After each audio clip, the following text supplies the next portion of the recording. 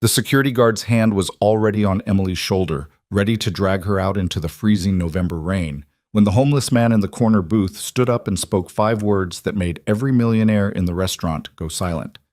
I own this entire building. That's when Emily Carter realized the man she'd just risked everything to protect wasn't who anyone thought he was. And her decision in the next 60 seconds would either destroy her life completely or change it in ways she couldn't imagine. If you want to see how a single act of kindness can flip someone's world upside down, stay with me until the end of this story. And hey, drop a comment telling me what city you're watching from. I love seeing how far these stories travel. The thing about working at the Obsidian was that you learned pretty fast how invisible you could become. Emily Carter had mastered it, the art of being nobody. At 30 years old, she'd perfected the skill of moving through the restaurant's marble floors like a shadow, refilling champagne glasses and clearing plates without anyone actually seeing her face. The customers didn't want to see her. They wanted the idea of service, not the person providing it. And that was fine. Mostly fine. "Table 12 needs their check," barked Victor Hale, the restaurant manager, as he swept past her without making eye contact. Victor was the kind of man who wore his authority like expensive cologne. Too much, too obvious, choking everyone around him. "And for God's sake, Emily, fix your hair. You look like you slept in a subway station."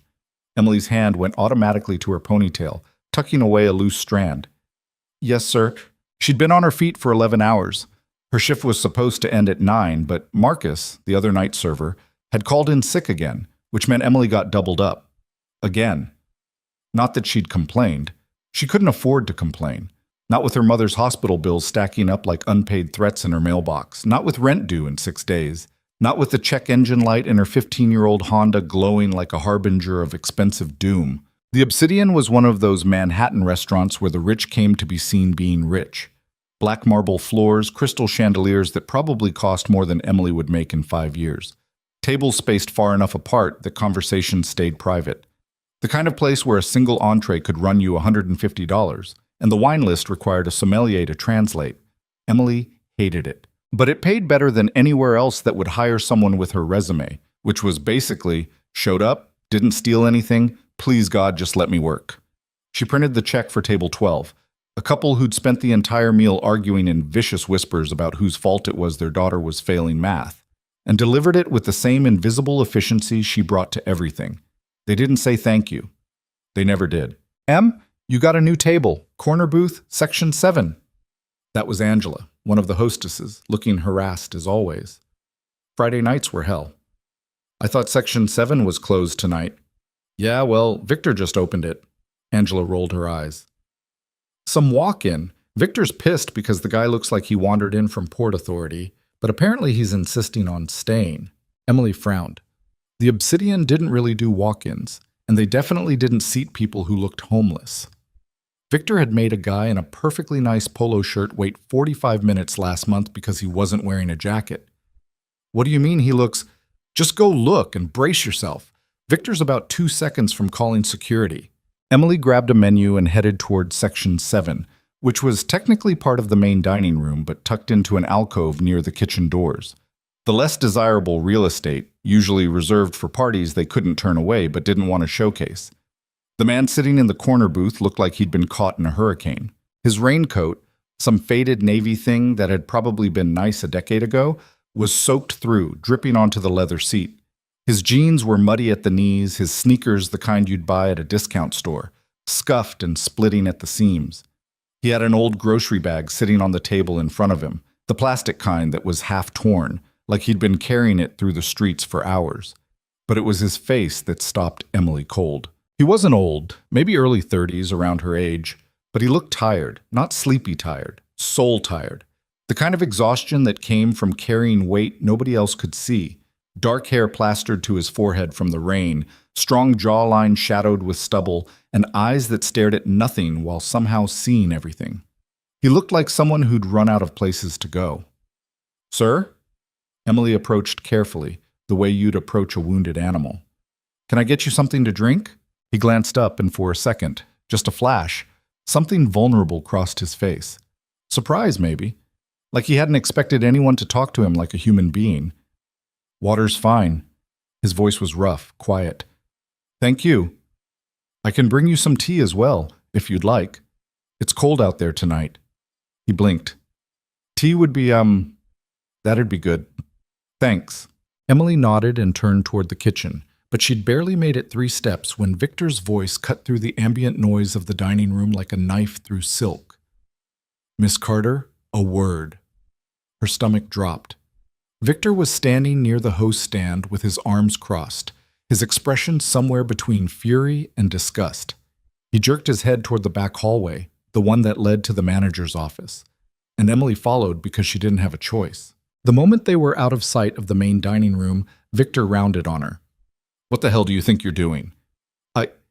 He's just a customer, Mr. Hale. I was getting him water and... He's not a customer, he's a vagrant. Victor's face was flushed, a vein pulsing in his temple. Did you see what he's wearing? Did you see that bag? This is the Obsidian, Emily, not a soup kitchen. We have a reputation to maintain. He asked for water. I don't care if he asked for the damn moon. You don't seat trash in my restaurant. Victor stepped closer, using his height to intimidate. It worked. Emily shrank back against the wall. I want him out, now, before any of our real guests complain. But he's not bothering anyone. He's just sitting there. Are you arguing with me? The threat in his voice was clear. Emily needed this job. She needed it desperately, needed every hour, every tip, every meager paycheck. Her mother's medication alone cost $300 a week, and insurance covered maybe half of that on a good month. But when she closed her eyes, all she could see was that man's face. The exhaustion, the loneliness. She'd seen that face before. In the mirror, on the mornings when she wasn't sure she could get out of bed and do it all again. No, sir, Emily heard herself say. I'll take care of it. Victor's expression shifted to satisfaction. Good. Get him out quietly. Offer him $20 if you have to, but I want him gone in the next 5 minutes. He walked away, already pulling out his phone to yell at someone else about something else. Emily stood in the hallway for a long moment, her heart hammering against her ribs. Then she walked back to the kitchen, made a pot of chamomile tea, ladled out a bowl of the French onion soup that cost $38 on the menu, grabbed some fresh bread from the warmer, and loaded everything onto a tray. Angela stared at her. Em? What are you doing? Victor just said, I know what he said. He's gonna fire you. Probably. Your mom. I know, Ang. Emily's hands were shaking as she lifted the tray. I know. But she carried it out anyway. The man looked up in surprise when she set the soup and tea in front of him. I didn't order. It's on the house. Emily's voice came out steadier than she felt. You look like you could use something warm. For a long moment, he just stared at her, really looked at her, in a way that made her feel suddenly exposed, like he could see through all the walls she'd built to protect herself. Why? He asked quietly. Emily didn't have a good answer for that. Why risk her job for a stranger? Why care about someone who'd be gone in an hour and would never think about her again? Because everyone deserves kindness, she finally said, even when the world forgets that. Something shifted in his expression. His shoulders, which had been tight with tension, relaxed slightly. What's your name? Emily. Thank you, Emily. He said it like he meant it, like those 2 words carried more weight than she could understand. You didn't have to do this. Eat before it gets cold. She turned to leave, give him privacy, but his voice stopped her. Will you sit, just for a minute? Every rule of restaurant service said no. You didn't sit with customers. You didn't chat. You definitely didn't befriend the random wet stranger your manager wanted removed from the premises. But Emily sat. Rough night? She asked, gesturing at his soaked coat. A ghost of a smile. Rough year, more like. He took a sip of the tea, closed his eyes like it was the best thing he'd tasted in months. You work here long? 3 years? You like it? Emily laughed before she could stop herself. It came out bitter, exhausted. No, but I'm good at things I don't like. That's a sad skill to have. Yeah, well, bills don't pay themselves. He was quiet for a moment, watching her with those 2 observant eyes. You're different from the others here. Different how? You see people. Before Emily could figure out how to respond to that, the energy in the restaurant shifted. The main doors opened, and a group swept in with the kind of presence that demanded attention. 5 men in expensive suits, the kind that cost more than Emily's monthly rent, led by a silver-haired man in his 60s who carried himself like he owned everything he looked at. Emily recognized him immediately. Richard Sterling, real estate developer, tabloid regular, the kind of rich that made other rich people feel poor. He'd been to the Obsidian before, always with an entourage, always loud, always sending back at least one dish just to prove he could. Victor practically sprinted over to greet him, his entire demeanor shifting into obsequious hospitality. "Mr. Sterling, what an honor. Your usual table is ready. Is that a homeless man in my restaurant?" Sterling's voice carried across the entire dining room. Conversation stopped. Silverware paused mid-air. He was staring directly at Emily's table. The man across from her, the one she still didn't know the name of, went very still. Not scared, just watchful, like a predator assessing a threat. "Sir, I apologize for the confusion." Victor was already moving toward them, his face red with embarrassment and rage. "This individual was just leaving." "I'm eating," the man said calmly. "I have no intention of leaving." Sterling's expression turned ugly. "Do you know who I am?" "Yes." "Then you know I invest heavily in Manhattan real estate. I bring business to establishments like this, and I'm telling you, homeless trash doesn't belong here." The other diners were openly staring now. Some looked uncomfortable. Most looked entertained, like this was part of the evening's performance. Emily felt ice spreading through her chest. This was bad. This was really bad. Victor grabbed her arm, his fingers digging in hard enough to bruise. "Miss Carter, I told you to handle this. Get him out. Now." "No." The word came out before Emily could stop it, before her brain could catch up with her mouth, before survival instinct could override the hot flash of anger that burned through her fear. Victor's grip tightened. "What did you say?" "I said no." Emily's voice was shaking but loud enough that the nearby tables could hear.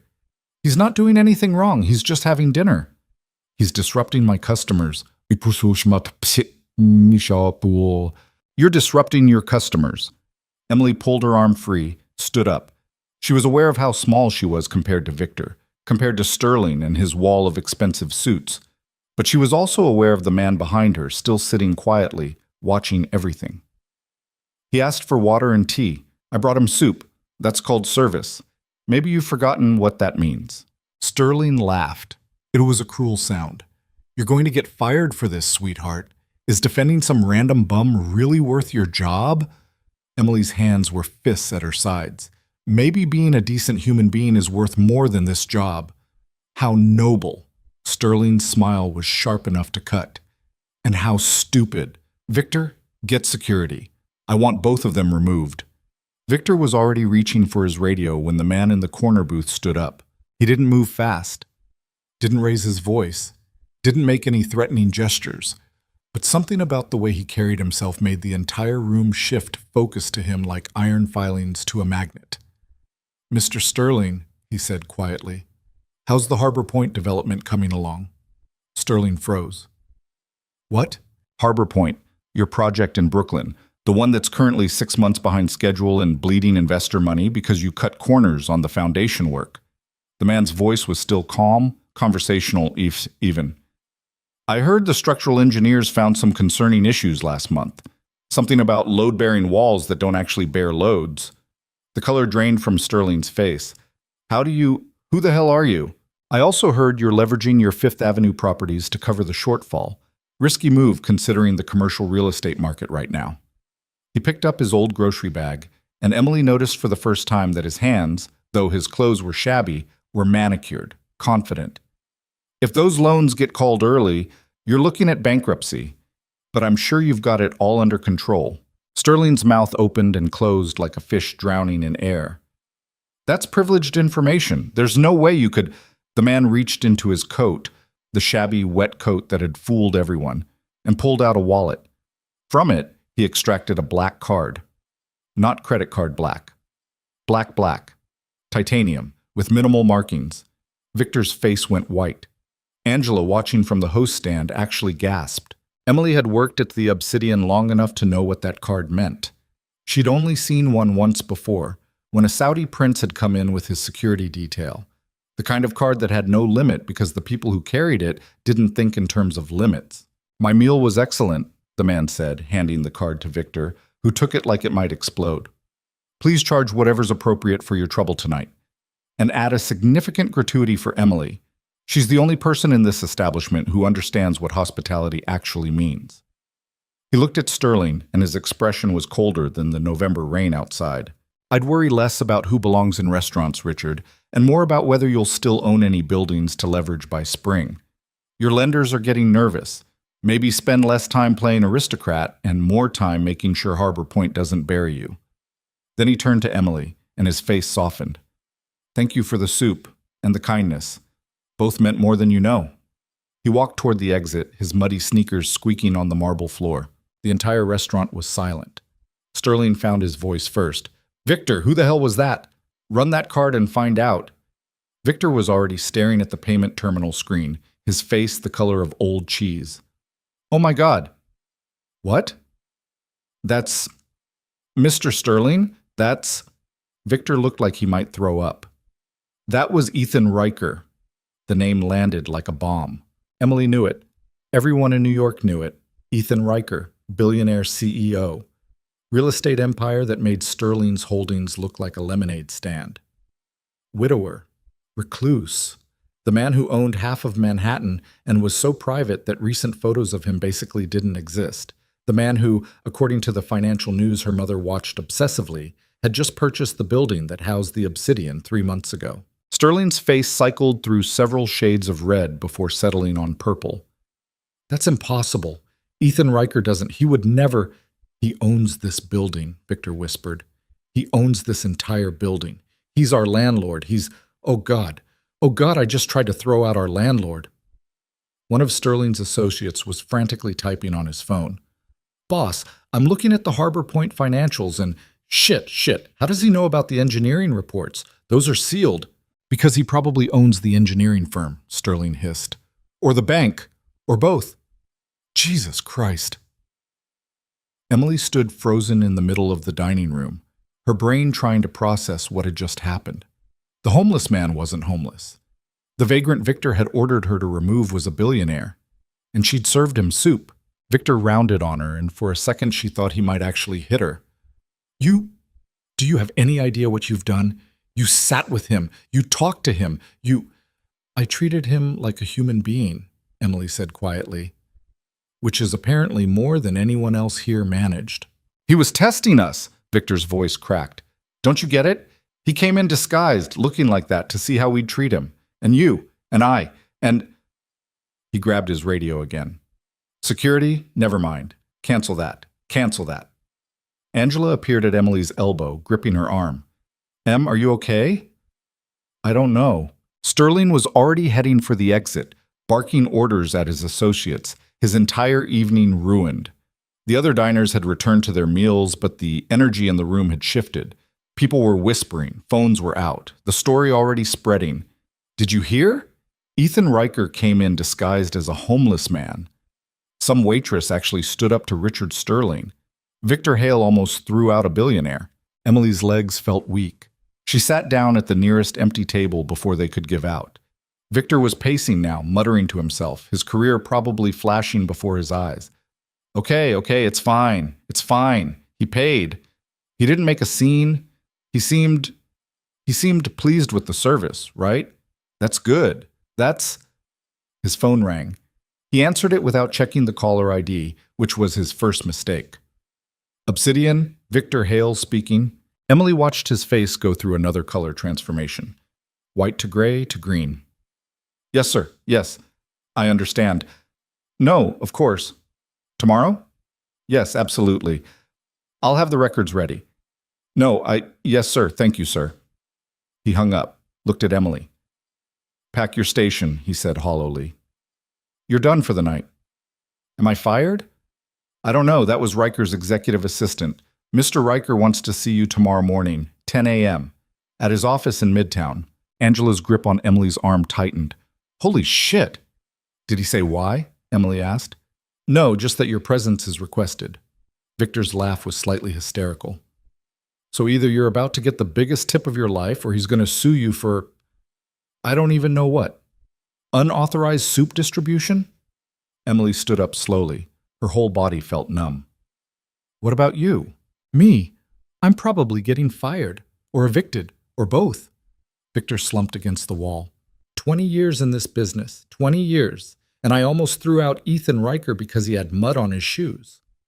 Emily should have felt vindicated, should have felt satisfaction at watching her tyrannical boss unravel. Instead, she just felt tired. She grabbed her coat from the back, said goodbye to Angela, and walked out into the freezing November night. The rain had stopped, but the streets were slick and reflecting the city lights in fractured patterns. Emily stood on the sidewalk outside the Obsidian and tried to make sense of what had just happened.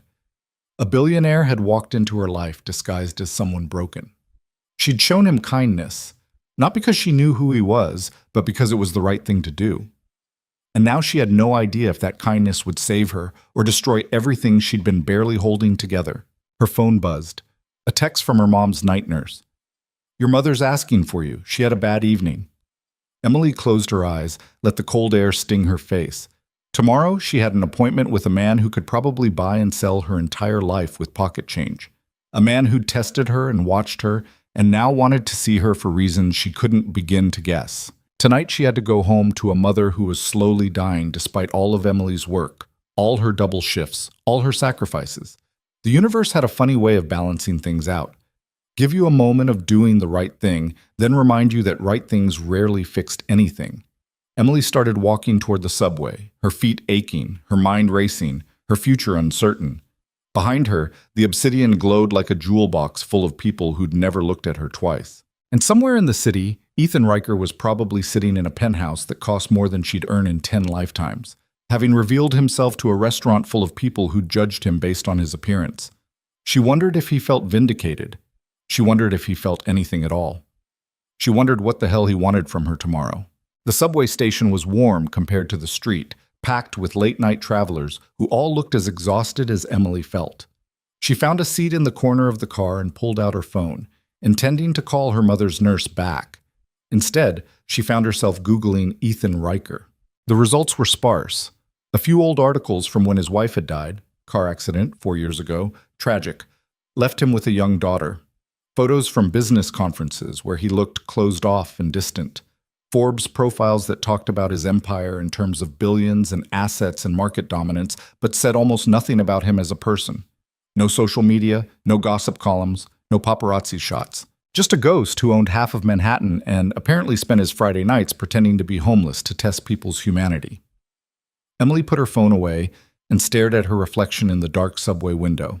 Tomorrow at 10 a.m., she'd find out what happens when you show kindness to someone who didn't need it, but maybe desperately wanted it anyway.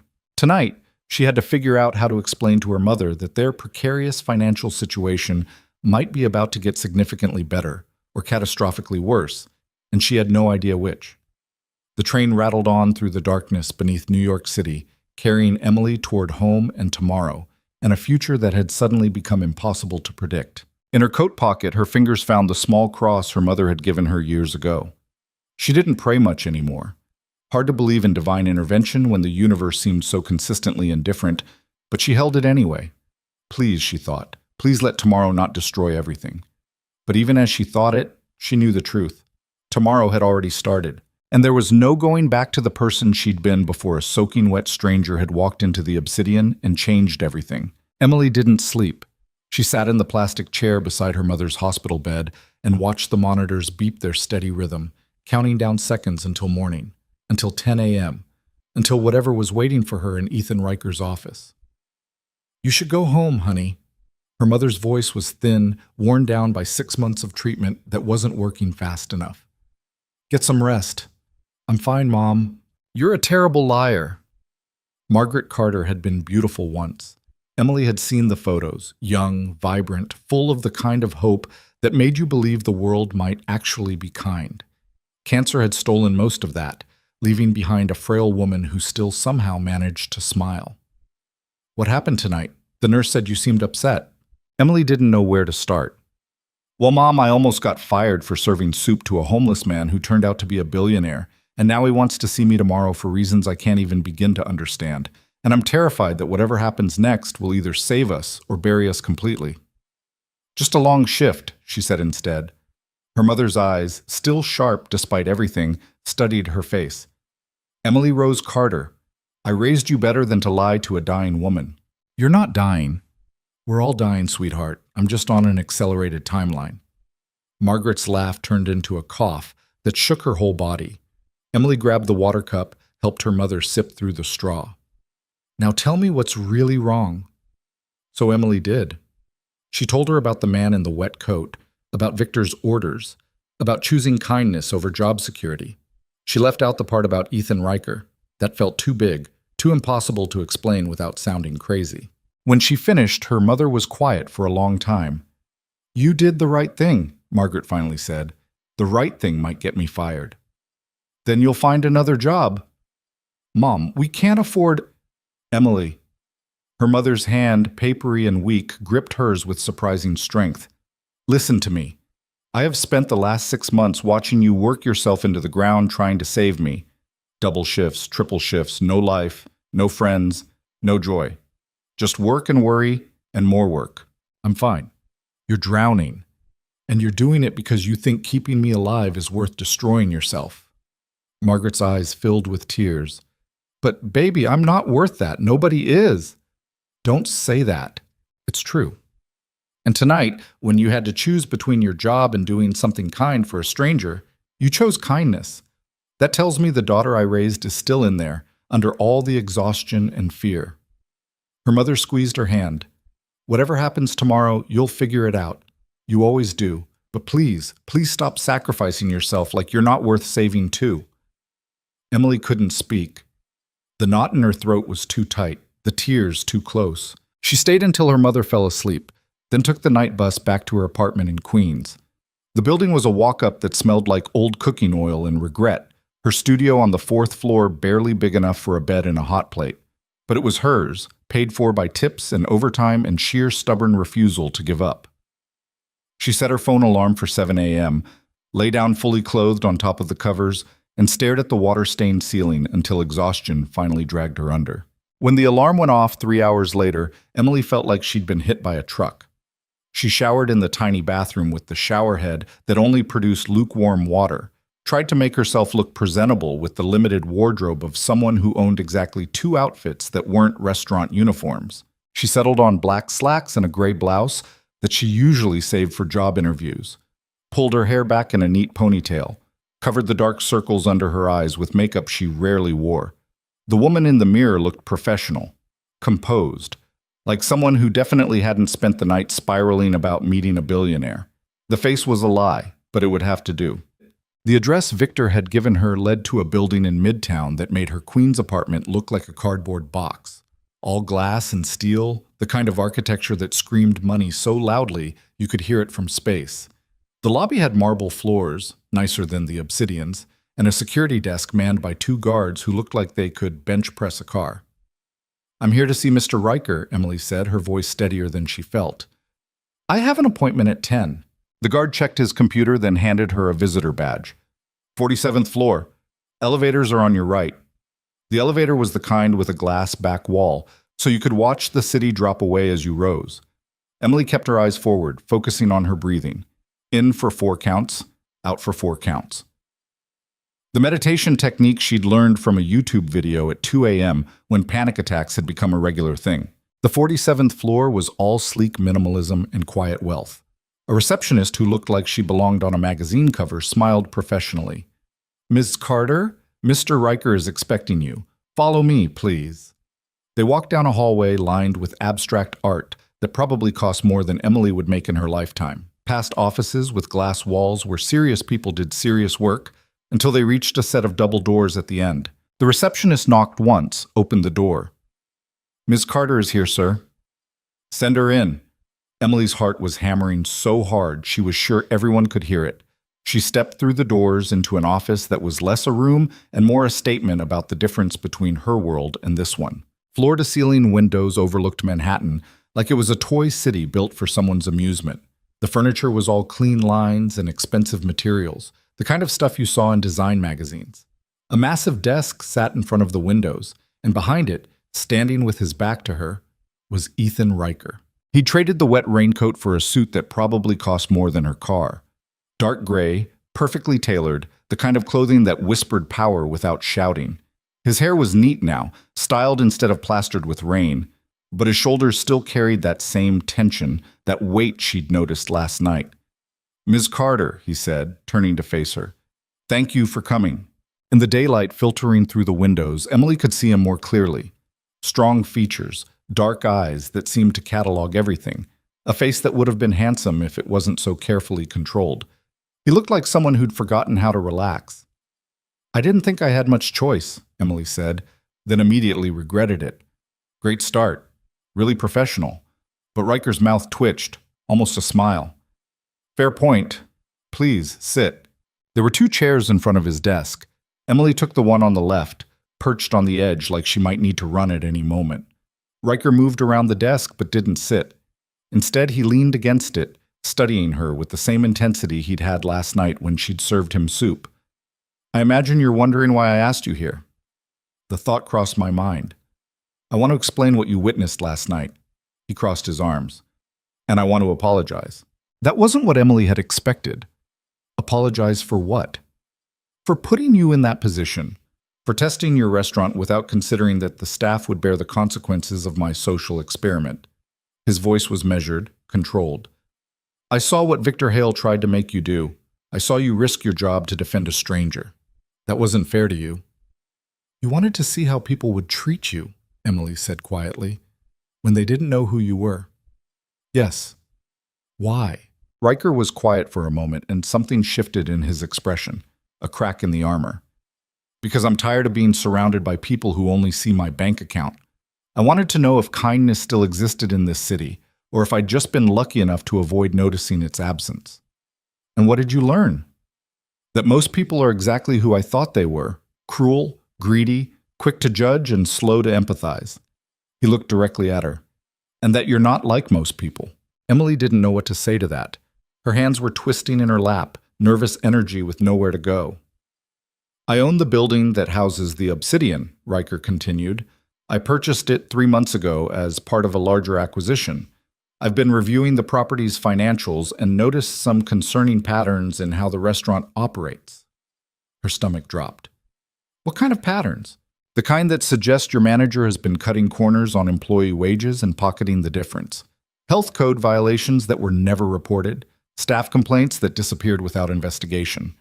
Riker pulled a folder from his desk, slid it across to her. "I've been building a case to terminate the lease, but I needed to see the operation in person before making that decision." Emily opened the folder with shaking hands. Inside were documents, spreadsheets, copies of complaints she'd filed months ago about unpaid overtime. Complaints she'd thought went nowhere. "You've been watching us. I've been doing due diligence." Riker's voice was steady. "And what I saw last night confirmed what the data suggested. Victor Hale runs that restaurant like a tyrant, treats his staff like disposable assets, and creates an environment where cruelty is rewarded and kindness is punished." "So you're shutting us down?" "Yes." Emily's hands clenched around the folder. All those hours, all that work, all the tips she'd scraped together to keep her mother alive, gone. "When?" "End of the month." 3 weeks. She had 3 weeks to find a new job that paid as well as the Obsidian, in a city where restaurants were closing faster than they opened, while taking care of a mother who needed 24-hour care and medication that cost more than most people's rent. The panic must have shown on her face because Riker held up a hand.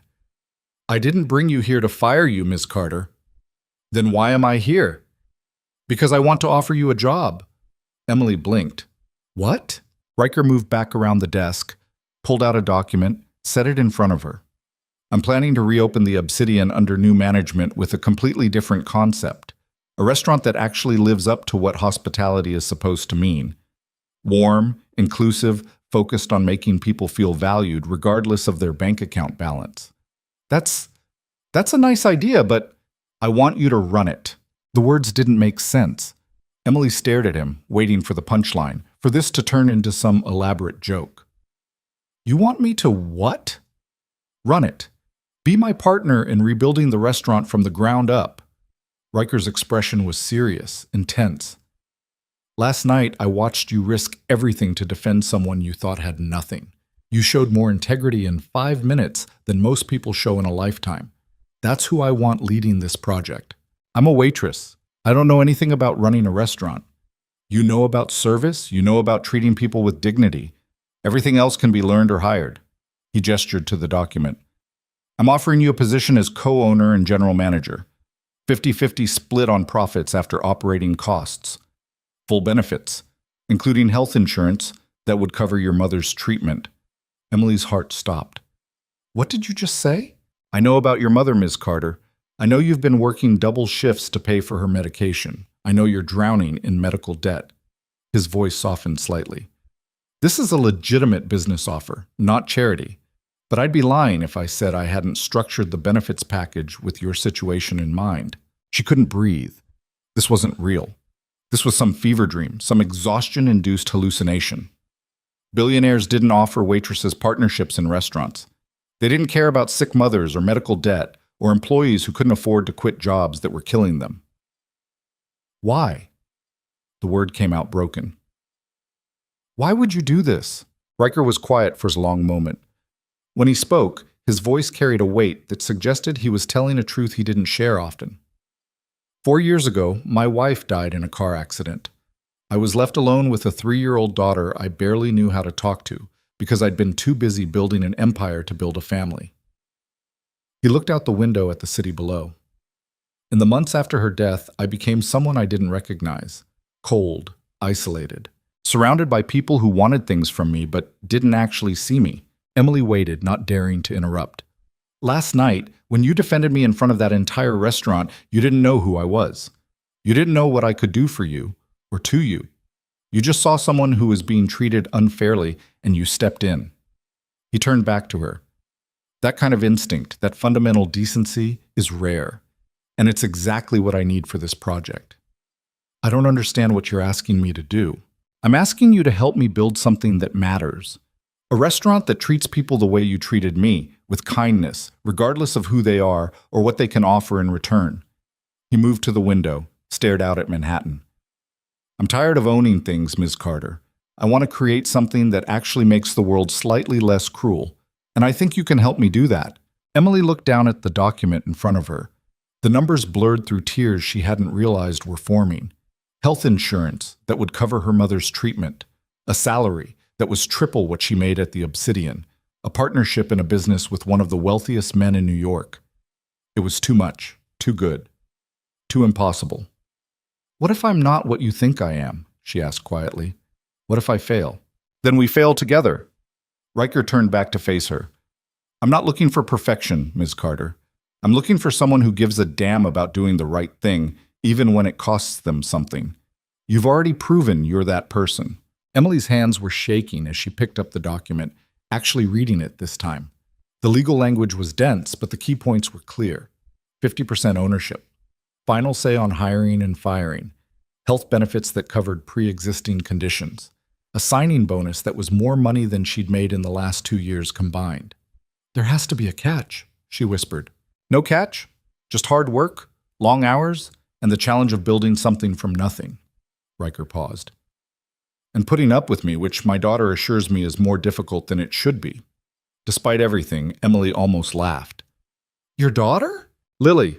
She's 7, smart as hell and terrifyingly perceptive. Something shifted in Riker's expression when he mentioned her. The cold businessman facade cracked, revealing something warmer underneath. She's the reason I did the test last night. I want her to grow up in a world where kindness matters more than money, where people are valued for who they are, not what they have. That's a nice dream. Dreams are worthless if you don't act on them. He gestured to the document. So, what do you say, Ms. Carter? Ready to help me rebuild a restaurant and maybe prove that decency still exists in Manhattan? Emily thought about her mother in that hospital bed, telling her to stop sacrificing herself. She thought about 3 years of working for Victor Hale, being invisible, being nobody. She thought about the impossibility of this moment, a billionaire offering her a chance to be something more than she'd ever imagined. She thought about the risk, the astronomical, terrifying risk of saying yes. I need time to think about it, she heard herself say. Riker nodded. Of course. Take the weekend. But I'll need an answer by Monday. And if I say no, then I'll still shut down the Obsidian. You'll still need to find a new job, and I'll find someone else to partner with. He met her eyes. But I hope you say yes. Emily stood on shaking legs. I should go. Before you do, Oti. Riker pulled an envelope from his desk drawer. This is for you, regardless of whether you accept the job offer. She took the envelope, opened it. Inside was a check. Emily's brain couldn't process the number at first. Too many zeros. Enough to cover her mother's treatment for the next year, enough to pay off her debts, enough to actually breathe. I can't accept this. It's payment for the soup and tea. Riker's expression was unreadable. And an apology for putting you in a difficult position with your manager. Consider it severance, if nothing else. This is insane. This check is for... I know what it's for, Ms. Carter. I signed it. He moved toward the door, opening it for her. Go take care of your mother. Think about my offer. And for what it's worth, thank you for last night, for reminding me that not everyone in this city has forgotten how to be human. Emily walked to the door in a daze. In the hallway, she could hear office workers typing, phones ringing, the normal sounds of business being conducted.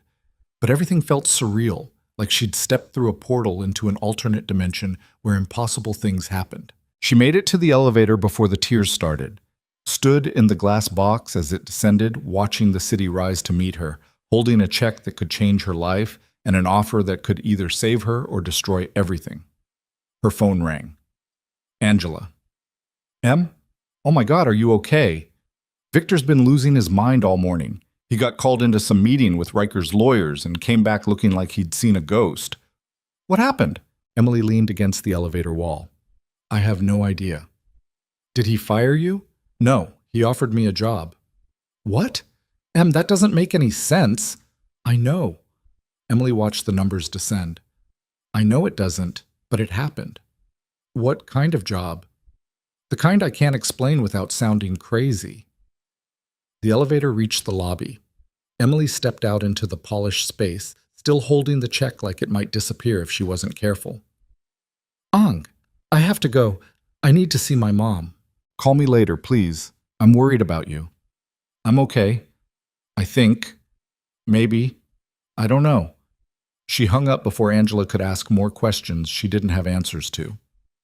The subway ride to the hospital passed in a blur.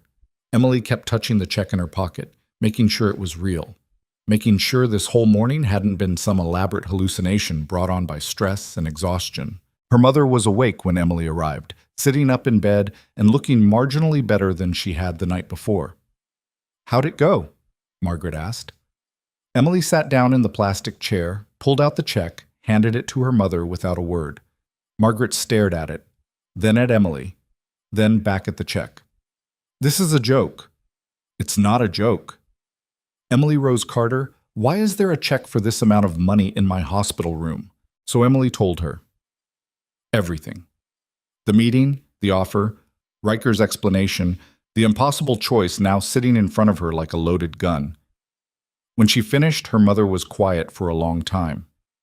This man, Margaret finally said. You trust him? I don't know him well enough to trust him. But your gut, what does your gut say? Emily thought about Riker's face when he talked about his daughter, the crack in his armor when he'd mentioned his wife, the way he'd looked at her in the restaurant, not like she was invisible, but like she was the only person in the room who mattered. I think he's lonely, she said quietly. I think he's someone who has everything and nothing at the same time, and I think he's serious about wanting to build something that matters. And this offer, this partnership, could be the best thing that ever happened to me, or it could be a disaster that leaves me worse off than I started.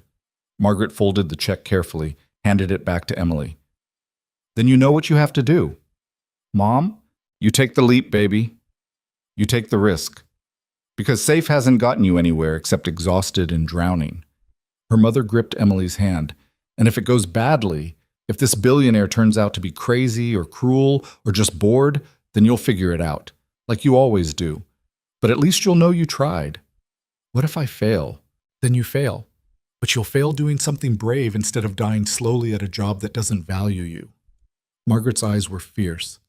I didn't raise you to play it safe, Emily. I raised you to be kind and strong and willing to take chances on people. This is your chance. Take it. Emily stayed with her mother until visiting hours ended, then went home to her tiny apartment and sat on her bed with Riker's business card in her hand. The weekend crawled by. Emily worked her shifts at the Obsidian. Victor avoided her like she was radioactive. The other staff whispered every time she walked past. Customers treated her the same as always. Invisible. Forgettable. Nobody. But Sunday night, lying in bed and staring at the ceiling, Emily made her decision. Monday morning at 9 a.m., she called the number on Riker's card. His assistant answered. Mr. Riker's office. This is Emily Carter. I'm calling about... Ms. Carter? Yes. Mr. Riker's been expecting your call. Please hold. The hold music was classical, something dramatic and sweeping that felt appropriate for a moment that was about to change her entire life. Then Riker's voice. Ms. Carter? I'll do it, Emily said before she could lose her nerve. I'll take the job. I'll be your partner. I'll help you rebuild the restaurant. A pause. Then, I'm glad. He sounded like he meant it, like this actually mattered to him. When do we start? Emily asked. Tomorrow. Come to the office at 9. We have a lot of work to do. Mr. Riker? Call me Ethan. We're partners now. Emily took a breath. Ethan, thank you for this chance, for seeing me when nobody else did. You made yourself visible, Emily, by being exactly who you are. His voice was warm now, less controlled. I'll see you tomorrow. The call ended. Emily sat in her tiny apartment and let the reality settle over her like snow. She'd just become a business partner to a billionaire. She'd just taken a leap that would either save her life or ruin it completely. And for the first time in years, she felt something she'd almost forgotten existed. Hope. The next morning, Emily showed up at Riker Tower wearing the same gray blouse and black slacks because they were literally the only professional clothes she owned. The security guard recognized her this time, waved her through without checking ID. She was 15 minutes early, anxious energy with nowhere to go. The receptionist on the 47th floor smiled like they were old friends. Mr. Riker's in the West Conference Room. I'll take you. The West Conference Room had the same floor-to-ceiling windows, the same view of Manhattan spread out like a promise. But instead of the sleek minimalism of Riker's office, this space was chaos. Architectural drawings covered every surface, fabric samples were pinned to boards, paint swatches littered the table. Ethan stood in the center of it all, sleeves rolled up, tie loosened, looking more human than he had in the suit. He glanced up when Emily entered. You're early. Force of habit. Restaurant work trains you to show up before your shift. Good habit to have. He gestured at the chaos. Welcome to the disaster zone. We're completely rebuilding the Obsidian from the foundation up. New concept, new design, new everything. Emily moved closer to the table, studying the drawings. They showed a space that looked nothing like the cold marble palace she'd worked in for 3 years. Warm wood tones, soft lighting, open kitchen design. It looked like the kind of place where people would actually feel welcome instead of judged. This is beautiful, she said quietly. It's a start. But I need your input on everything. You know what it's like to work in a restaurant, what makes staff comfortable, what makes customers feel valued. Ethan pulled out a chair for her. That's your expertise, not mine. A woman in her 50s entered the room carrying a tablet and looking like she could organize a military coup in her sleep. Morning, you must be Emily Carter. I'm Helen Zhang, operations manager for Riker Properties. She shook Emily's hand with a grip that meant business. I'll be helping coordinate the rebuild and staffing. Nice to meet you. Ethan speaks very highly of you. Helen sat down, opened her tablet. Which is unusual. He usually speaks highly of spreadsheets and quarterly reports. People, not so much. Helen's been with me for 12 years, Ethan said dryly. She's earned the right to insult me. I prefer to think of it as keeping you humble. Helen pulled up a document. Okay? Timeline. The Obsidian's current lease terminates in 3 weeks. We need to notify staff, handle severance, deal with Victor Hale's inevitable tantrum, and start demolition. Realistically, we're looking at 4 months minimum before reopening. 4 months. Emily tried to imagine it. 4 months of tearing down the old restaurant and building something new. 4 months of working with a man she barely knew on a project that felt too big for someone like her. What about the staff? Emily asked. The servers, kitchen crew, everyone who works there now? Ethan leaned against the table. Anyone who wants to reapply can interview for positions in the new restaurant. Clean slate, fair evaluation. But I won't lie. Not everyone will make the cut. This is a different concept, different culture. We need people who actually care about hospitality, not just collecting a paycheck. Victor Hale won't be among them, Helen added. We've already prepared his termination paperwork. He'll be out by end of week. Emily felt a complicated tangle of emotions at that. Victor had made her life hell for 3 years, but he also had a family, bills, a life that was about to get upended. What about severance? More than generous, Ethan said. I'm not interested in destroying people's lives, just removing them from positions where they can hurt others. They spent the next 3 hours going through every detail of the rebuild. Ethan wanted Emily's opinion on everything: kitchen layout, dining room flow, staff break areas, even the damn light fixtures. At first she held back, convinced her thoughts were worthless compared to his expertise. But he kept pushing. What do you think about the booth spacing? I don't know, it looks fine. Emily. He turned to face her fully. I didn't bring you here to agree with everything I say. I brought you here because you understand service in a way I never will. So tell me the truth. What do you think? She looked at the drawings again. Really looked. They're too far apart. You want this place to feel warm and welcoming, right? But if the booths are spread out like that, it'll feel empty even when it's full. People will feel isolated instead of part of something.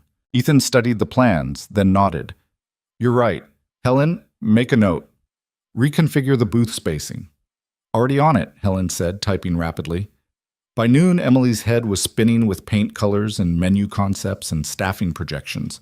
They broke for lunch, sandwiches that Ethan's assistant brought in, because apparently billionaires didn't actually leave their offices to eat. How's your mother? Ethan asked, catching Emily off guard. Better? The check you gave me? I was able to pay for a better treatment plan. Her doctors are cautiously optimistic. Good. He took a bite of his sandwich, stared out the window. I lost my wife to a car accident. Drunk driver ran a red light. She died before the ambulance arrived. The shift in conversation was so abrupt, Emily didn't know how to respond. I'm sorry, she finally said. That must have been horrible. It was. But you know what was worse? Realizing I'd spent our entire marriage working instead of being present, building an empire while my family fell apart from neglect. His voice was flat, controlled, but Emily could hear the pain underneath. My daughter was 3. She barely knew me. I was just the guy who lived in the same house and occasionally showed up for dinner. Kids are resilient. Kids are damaged by absent parents who prioritize money over love. Ethan looked at her. I don't want Lily growing up thinking that's normal. That's acceptable. That's how the world has to be. Is that why you're doing this? The restaurant? Partly. I want to build something that actually matters instead of just accumulating more wealth I'll never spend. He paused. And I want Lily to see that kindness is valuable, that treating people with dignity isn't weakness. Emily thought about her own father, who'd left when she was 8, just walked out one day and never came back. Her mother had never said a bad word about him, but Emily had spent years wondering if she'd been the reason he'd left. If she'd been too loud, too needy, too much. You're doing better than you think, she said quietly. The fact that you're trying matters. Trying doesn't undo 4 years of damage. No, but it's a start. They ate in silence for a while. Outside the window, Manhattan hummed with its usual chaos. Millions of people living their lives, chasing their dreams, trying to survive in a city that chewed up the weak and spit them out. I want to meet her, Emily said. Your daughter. If we're going to be partners, I should know your family. Ethan's expression shifted. Surprise, maybe, or wariness. Why? Because you're not just investing money in this restaurant. You're investing yourself, your values, your hope for what the world could be. Emily met his eyes. And that hope is connected to her, so I should meet her. He was quiet for a long moment, then, dinner, tomorrow night, my place. I don't want to intrude. You're not intruding. You're accepting an invitation. The corner of his mouth twitched, almost a smile. Besides, Lily's been asking about the restaurant project. She'll probably interrogate you more effectively than any business partner could. Sounds terrifying. It is. 7-year-olds have no filter and perfect bullshit detectors. This time he actually smiled. Fair warning. The rest of the day blurred together. Helen walked Emily through staffing projections, budget allocations, marketing strategies. Numbers that made her head spin and her palms sweat. She'd never managed anything bigger than her section at the Obsidian. Now she was looking at operational budgets in the six figures and employee rosters that would eventually hit 40 people. "You look overwhelmed," Helen said, not unkindly. "I have no idea what I'm doing." "Good. People who think they know everything are dangerous." Helen closed her tablet. "You'll learn, and we'll help. That's what teams are for." By the time Emily left Riker Tower, it was almost 7 p.m. Her brain felt like mush, but underneath the exhaustion was something else. Excitement, maybe. The tentative feeling that this might actually work. Her phone buzzed. Angela. "Em, please tell me you're still alive and haven't been murdered by a billionaire." Emily laughed despite herself. "Still alive, still not murdered. What the hell is going on? Victor got fired this morning. Like, escorted out by security, fired. And rumor is the whole restaurant's shutting down." "It's true. End of the month." "What? Emily, where does that leave us? I have rent due, student loans. I can't just—" "You can reapply when the new restaurant opens. Fresh start, new management, better culture." Emily paused. "I'll put in a good word for you." "Put in a good word? What does that mean?" "It means I'm the new co-owner and general manager." The silence on the other end was deafening. "Angela? You still there?" "I'm sorry. I think I'm having a stroke. Did you just say you're the owner?" "Co-owner. With Ethan Riker. The billionaire Ethan Riker. That's the one." What the actual hell happened in that meeting?" So Emily explained.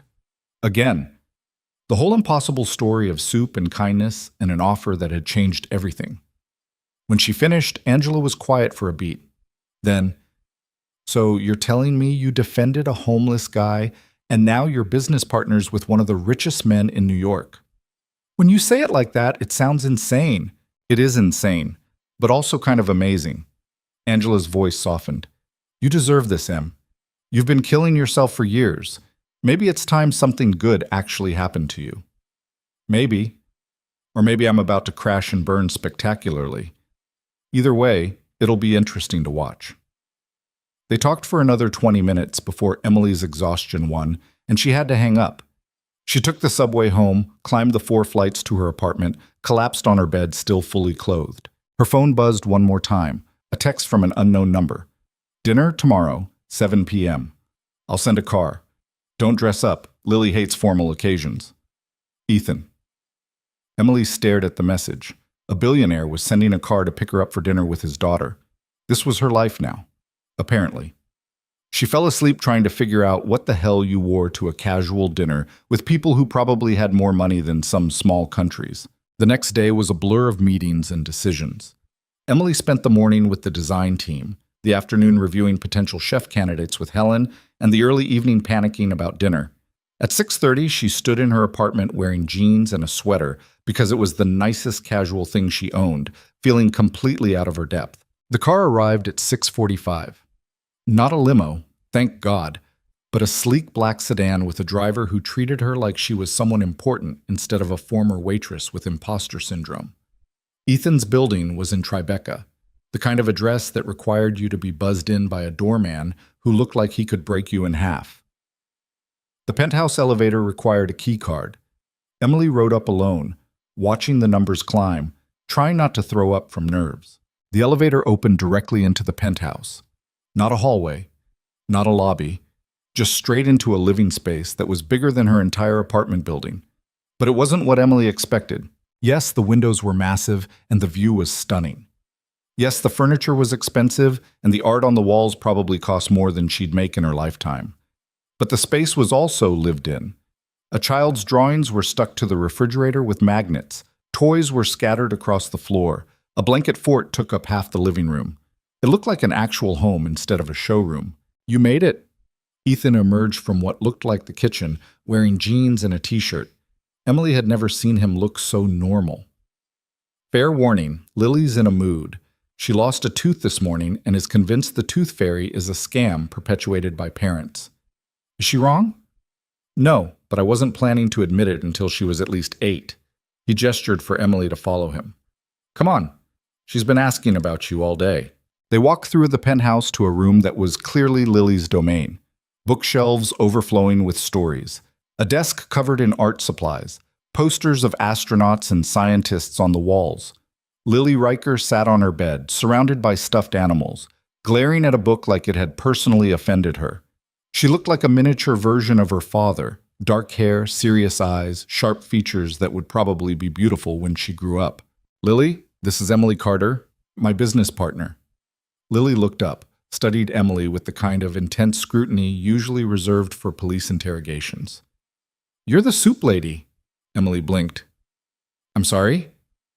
Dad told me about you. You gave him soup when everyone else was being mean. Lily set down her book. That was nice. Thank you. Do you like dinosaurs? The question came out of nowhere. Emily glanced at Ethan, who just shrugged. I think they're pretty cool, Emily said carefully. Good. People who don't like dinosaurs can't be trusted. Lily hopped off the bed, grabbed Emily's hand like they'd known each other for years. Come on, I want to show you my tooth. She dragged Emily back to the kitchen where a tiny tooth sat in a clear container on the counter. See? I lost it during breakfast. Dad said the tooth fairy would come tonight, but I know that's fake. Lily looked up at her father with an expression of pure skepticism. Adults think kids are dumb, but we're not. You're definitely not dumb, Emily agreed. Exactly. So I told Dad he should just give me the money himself instead of pretending some fairy breaks into our house. Ethan looked pained. Lily, we talked about this. Dad wants me to believe in magic, but magic isn't real. Science is real. Lily crossed her arms. Right, Emily? Emily found herself caught between a 7-year-old's logic and a father's desperate desire to preserve childhood wonder. I think science is real, but I also think there are things we can't explain yet. Maybe the tooth fairy is really good at hiding her scientific methods. Lily considered this. Like quantum physics? Sure, like quantum physics. Okay, I'll accept that theory for now. Lily turned to her father. Can we have dinner now? I'm starving. Dinner was surprisingly normal. Pasta that Ethan had actually cooked himself, salad, bread. They ate at the kitchen island instead of some formal dining room, and Lily dominated the conversation with questions about dinosaur extinction, why adults drank coffee if it tasted bad, and whether Emily had ever met anyone famous. My dad's famous, Lily said matter-of-factly, but he doesn't like it. He says people are weird about money. People are weird about money, Ethan said. Why? Because most people don't have enough of it, and some people have way too much of it, and everyone's uncomfortable talking about the imbalance. Lily frowned. That's stupid. You should just give money to people who need it. It's more complicated than that, sweetheart. Why? You have money. Some people don't. Give them yours. She looked at Emily. Right? Emily found herself smiling despite the philosophical minefield they'd wandered into. Your daughter has excellent points. She usually does. It's exhausting. But Ethan's expression was soft when he looked at Lily, proud. Okay, kiddo, finish your pasta so you can show Emily your space project before bedtime. After dinner, Lily dragged Emily to her room and spent 45 minutes explaining her science fair project about Mars colonization with the kind of detail usually reserved for graduate-level research.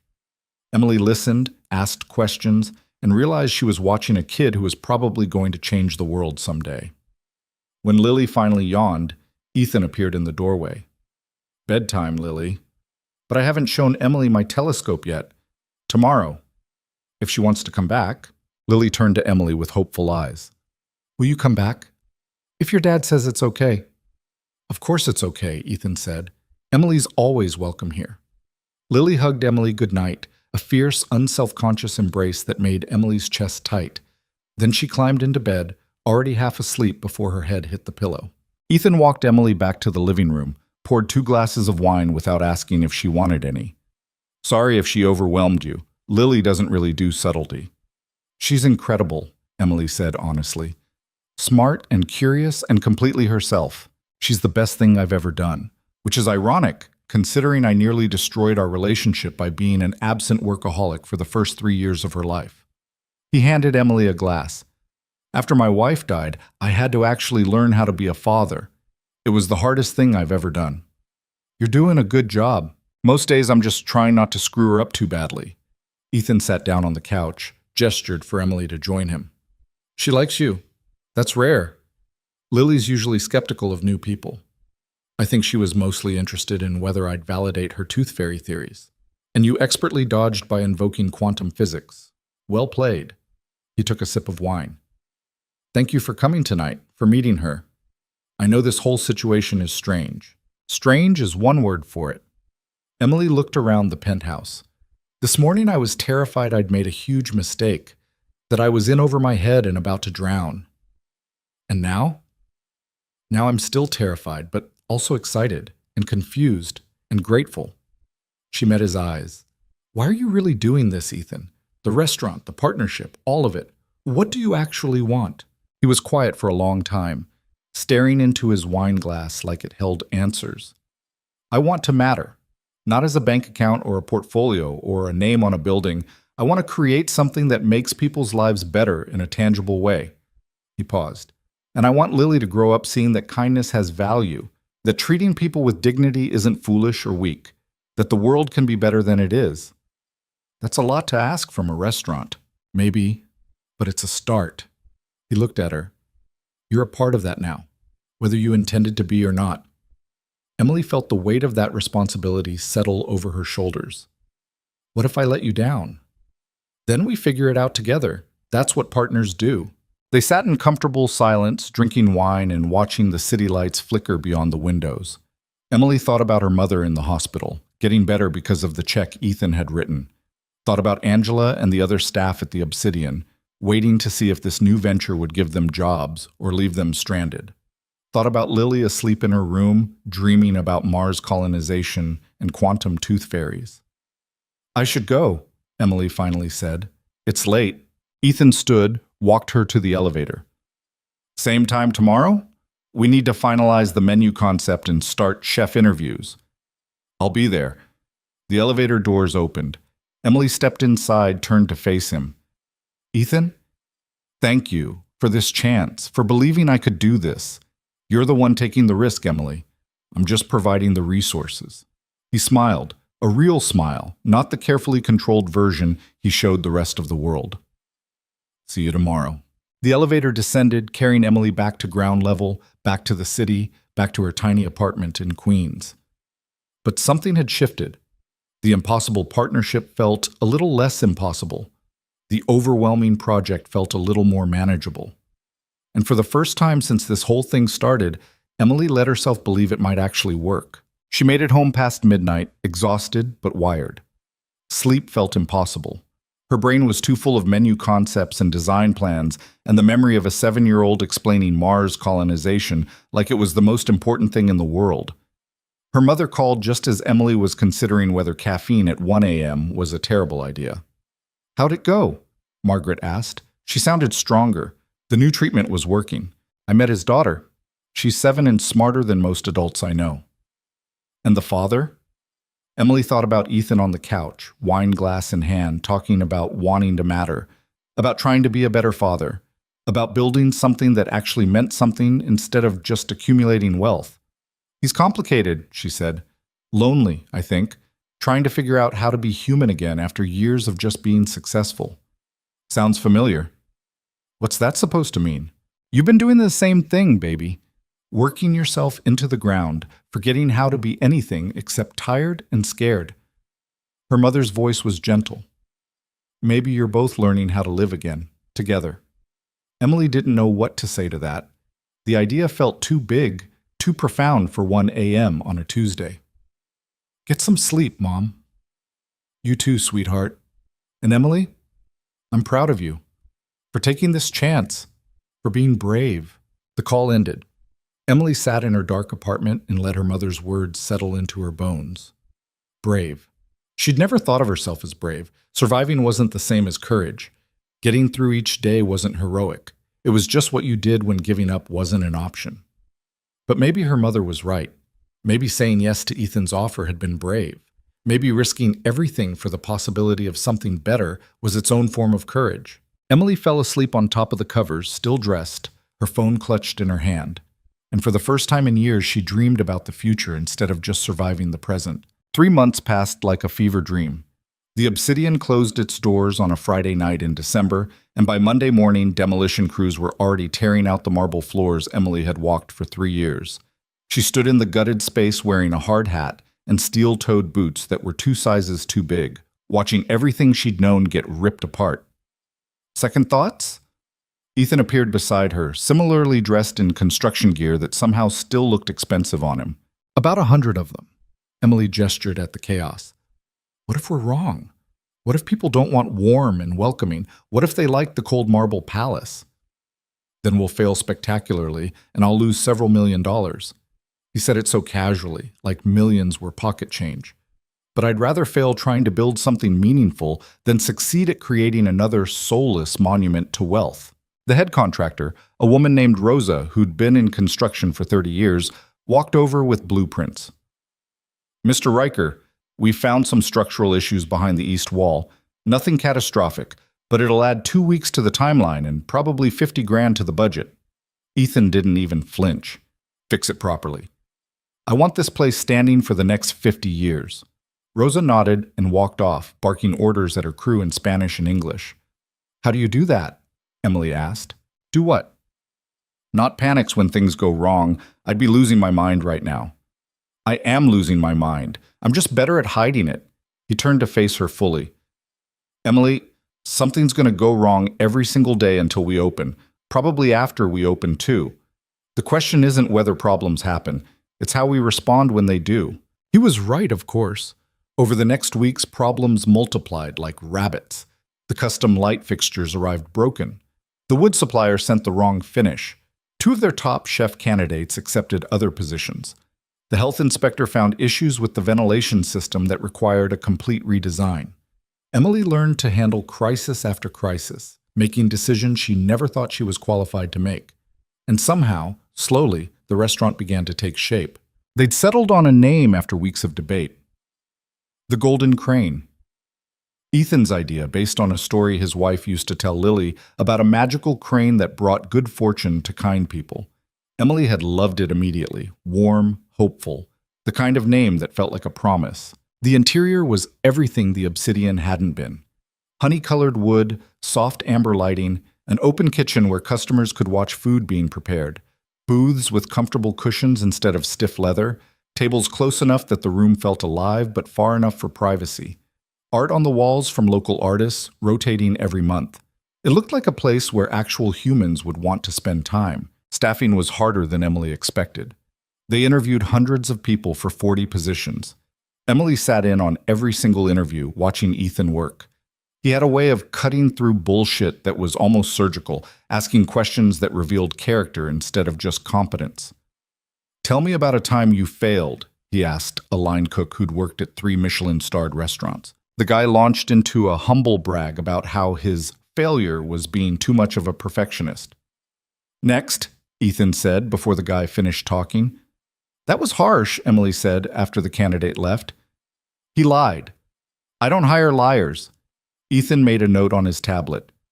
Real failure is messy and embarrassing. People who can't admit their actual mistakes can't learn from them. They found their head chef in the most unlikely place, a food truck in Brooklyn. Carmen Rodriguez had trained at the Culinary Institute, worked her way up in Manhattan fine dining, then quit to start a taco truck because she was tired of cooking food that only rich people could afford. I want to make food that matters, she'd said during the interview, her Brooklyn accent thick and unapologetic. Food that someone's grandmother would recognize. Real flavors, real ingredients, nothing pretentious. Emily had liked her immediately. Ethan hired her on the spot. Carmen brought her own line cooks, people she'd worked with for years who trusted her completely. Together, they built a menu that was exactly what they'd envisioned. Elevated comfort food, dishes that felt like home instead of a culinary obstacle course. Angela got hired as head server, which made Emily irrationally happy. Some of the other Obsidian staff made it through interviews too. Not Victor, obviously. He'd threatened to sue Ethan for wrongful termination, then mysteriously dropped the lawsuit when his lawyer explained that documentation of wage theft was a bad foundation for legal action. Emily didn't feel sorry for him. She felt sorry for whoever hired him next. By February, the Golden Crane was starting to look real. The construction was mostly done, the kitchen equipment installed, the staff trained. They did soft openings, friends and family nights where they tested recipes and worked out kinks in service. Lily came to one of these test nights with Ethan and spent the entire evening critiquing the dessert menu with the seriousness of a food critic. "The chocolate cake is good, but it needs more salt," she announced to Carmen, who was about twice her size and covered in tattoos. Carmen didn't laugh or dismiss her. She grabbed a notebook, wrote it down. "You're right, kiddo. Good catch." Lily beamed like she'd won a Nobel Prize. Emily watched from across the room, feeling something warm and unfamiliar in her chest. This place, this impossible restaurant they'd built from rubble and hope, was starting to feel like family. Her mother came to a soft opening too, in a wheelchair because walking still exhausted her, but stronger than she'd been in months. Margaret cried when she saw what Emily had helped create. "I'm so proud of you, baby," she'd whispered, gripping Emily's hand. "Look at what you built." "We built it," Emily corrected. "All of us." But the truth was scarier than that. They'd built something beautiful, something meaningful, and now they had to hope people actually wanted it. Opening night was set for March 15th, a Friday. Emily barely slept the week before, running through every possible disaster scenario. What if nobody came? What if the food was terrible? What if they'd completely misjudged what people wanted? "You're spiraling," Ethan said, finding her in the restaurant at 2 a.m. the night before opening. She'd been rearranging salt shakers for the third time. "I'm preparing. You're panicking." He took the salt shaker from her hand, set it down. "Emily, look at me."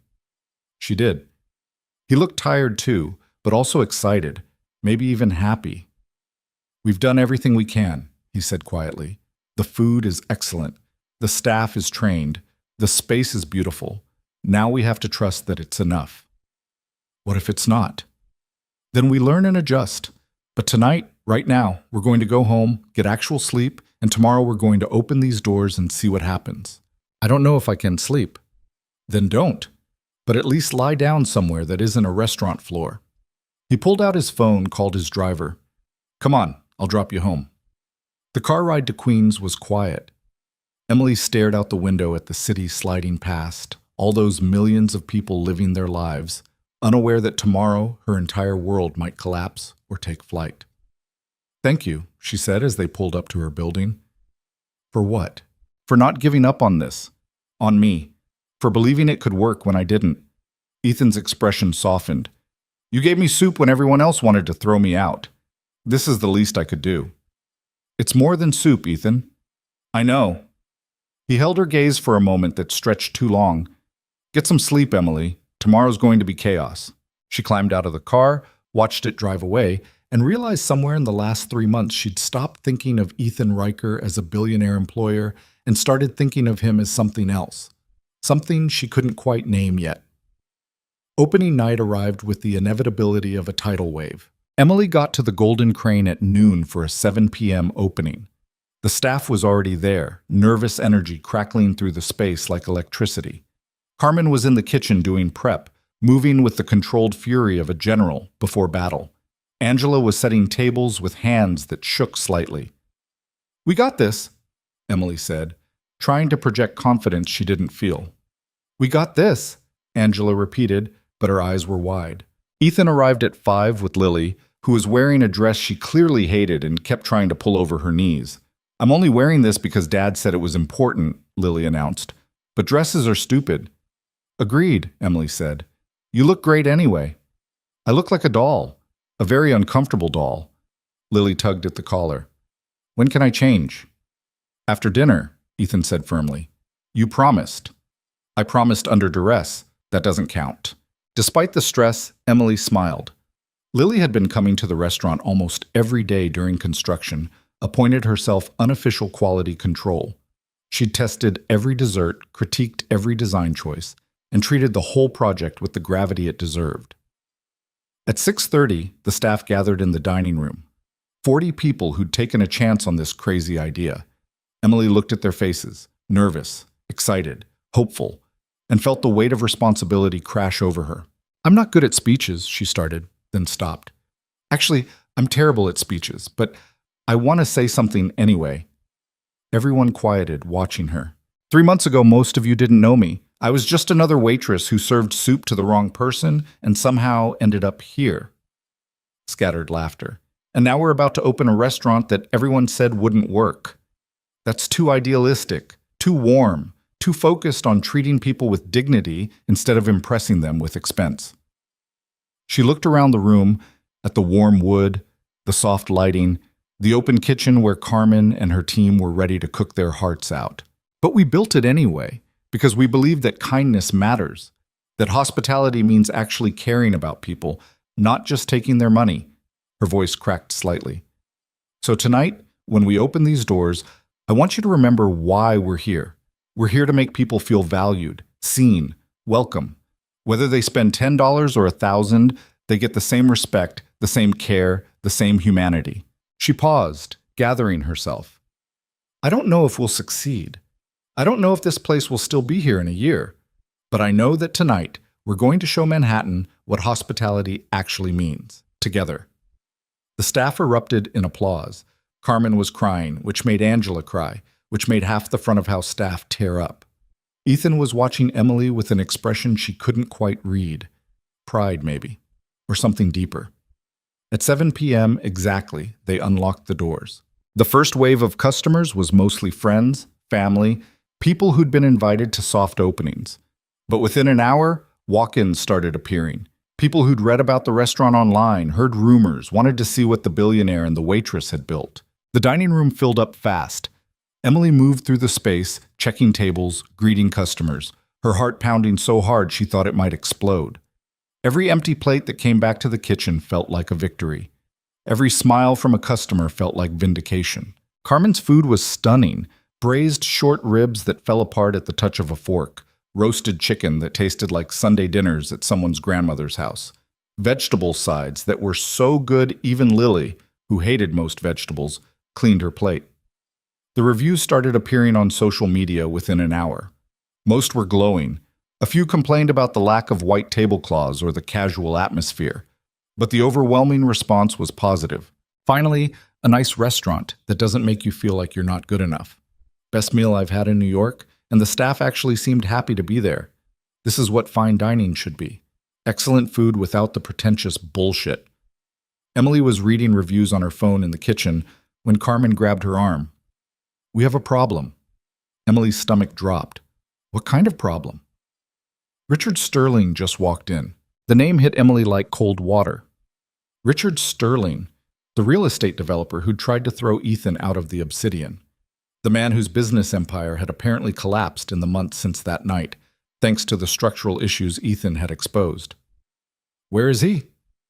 Front entrance, asking for a table. Emily found Ethan in the wine room, reviewing bottle selections. Sterling's here. His expression went cold. I'll handle it. No. Emily grabbed his arm before he could move. Let me. Emily, this is my restaurant too. Let me handle it. Ethan searched her face, then nodded. Your call. Emily walked to the front entrance with Angela beside her. Sterling stood near the host stand, looking thinner than she remembered, his expensive suit hanging a little too loose. He'd aged since that November night, harder, defeated. Mr. Sterling, Emily said evenly, welcome to the Golden Crane. He looked at her and something complicated crossed his face.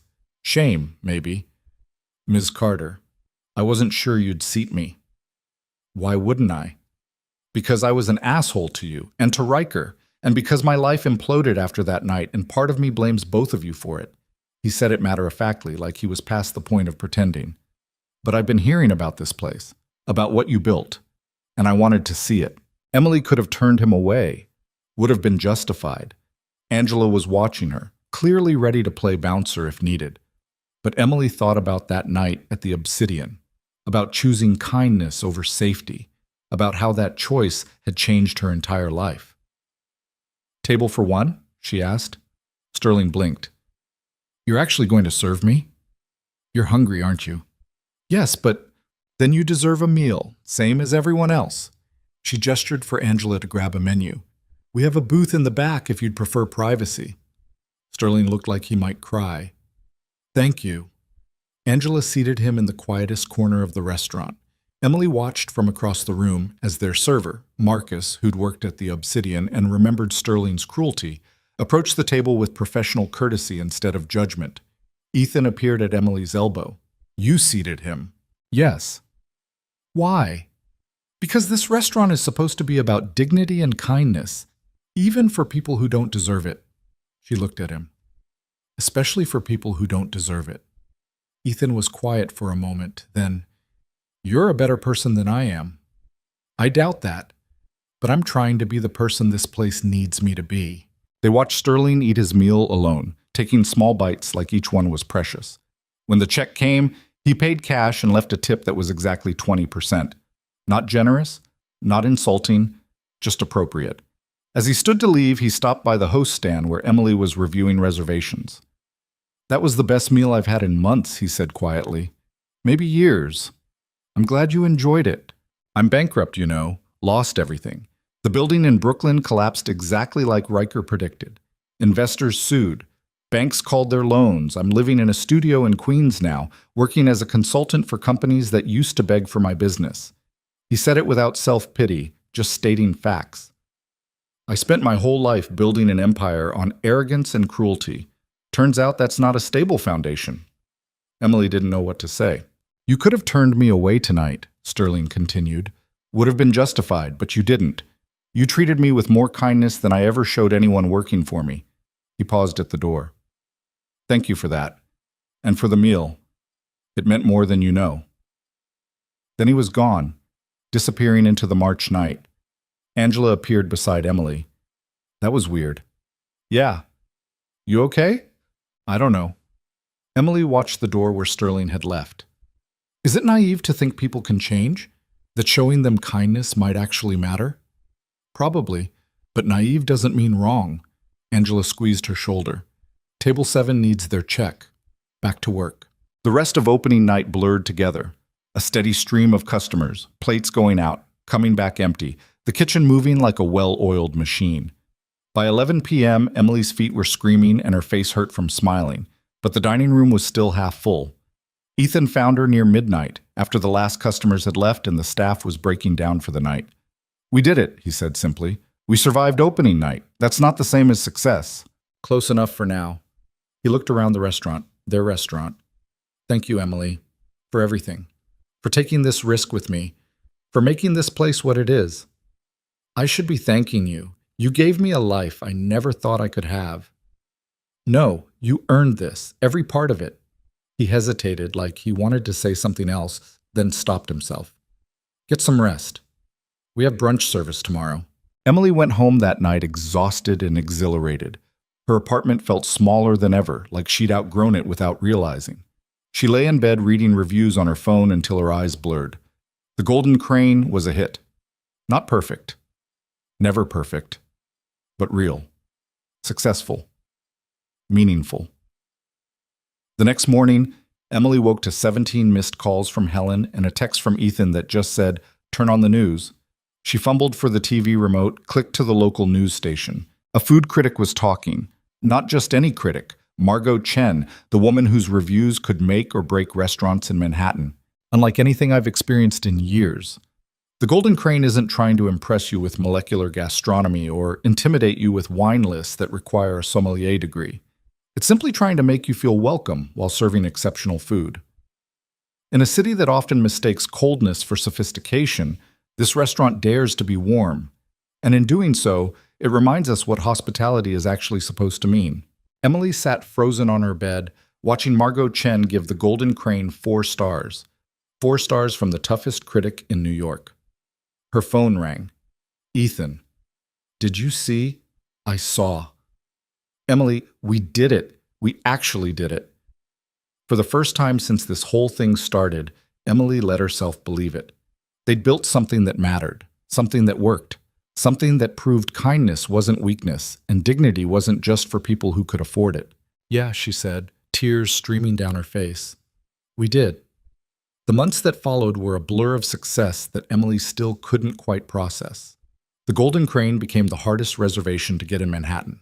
Celebrities started showing up. magazine profiles, award nominations, lines of people willing to wait 2 hours for a table. But the thing Emily was most proud of wasn't the accolades. It was the regular customers, the families who came every Sunday for brunch, the elderly couple who celebrated their anniversary there every month, the college kids who saved up to treat themselves to dinner, the homeless man who wandered in one rainy night and got served the same quality meal as the millionaire at the next table. That was what they'd built. A place where everyone mattered. Emily's mother got strong enough to leave the hospital, moved into a better facility with round-the-clock care that Emily could finally afford. Margaret visited the restaurant once a week, holding court in her favorite booth like a queen, telling anyone who'd listen about how her daughter had built something beautiful. Lily became a permanent fixture, doing homework in the office, helping taste test new desserts, treating the staff like extended family. She'd appointed herself Chief Dinosaur Officer, a position she took very seriously despite nobody being entirely sure what it entailed. And Ethan was different now, softer somehow. He smiled more, laughed more, spent less time in his midtown office, and more time at the restaurant. Emily caught him in unguarded moments, watching the dining room with an expression that looked like contentment. One night in June, after service ended and the staff had gone home, Emily and Ethan sat in the empty restaurant sharing a bottle of wine.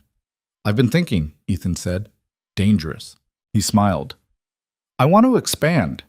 Open more restaurants like this in other cities. Same concept, same values, different locations." "That's ambitious. That's necessary. If this works here, it can work anywhere." He looked at her. "But I can't do it without you. You're the heart of this place, Emily. The vision only works if you're part of it." "I don't know if I'm ready for that." "You weren't ready for this either, but you did it anyway." He was right.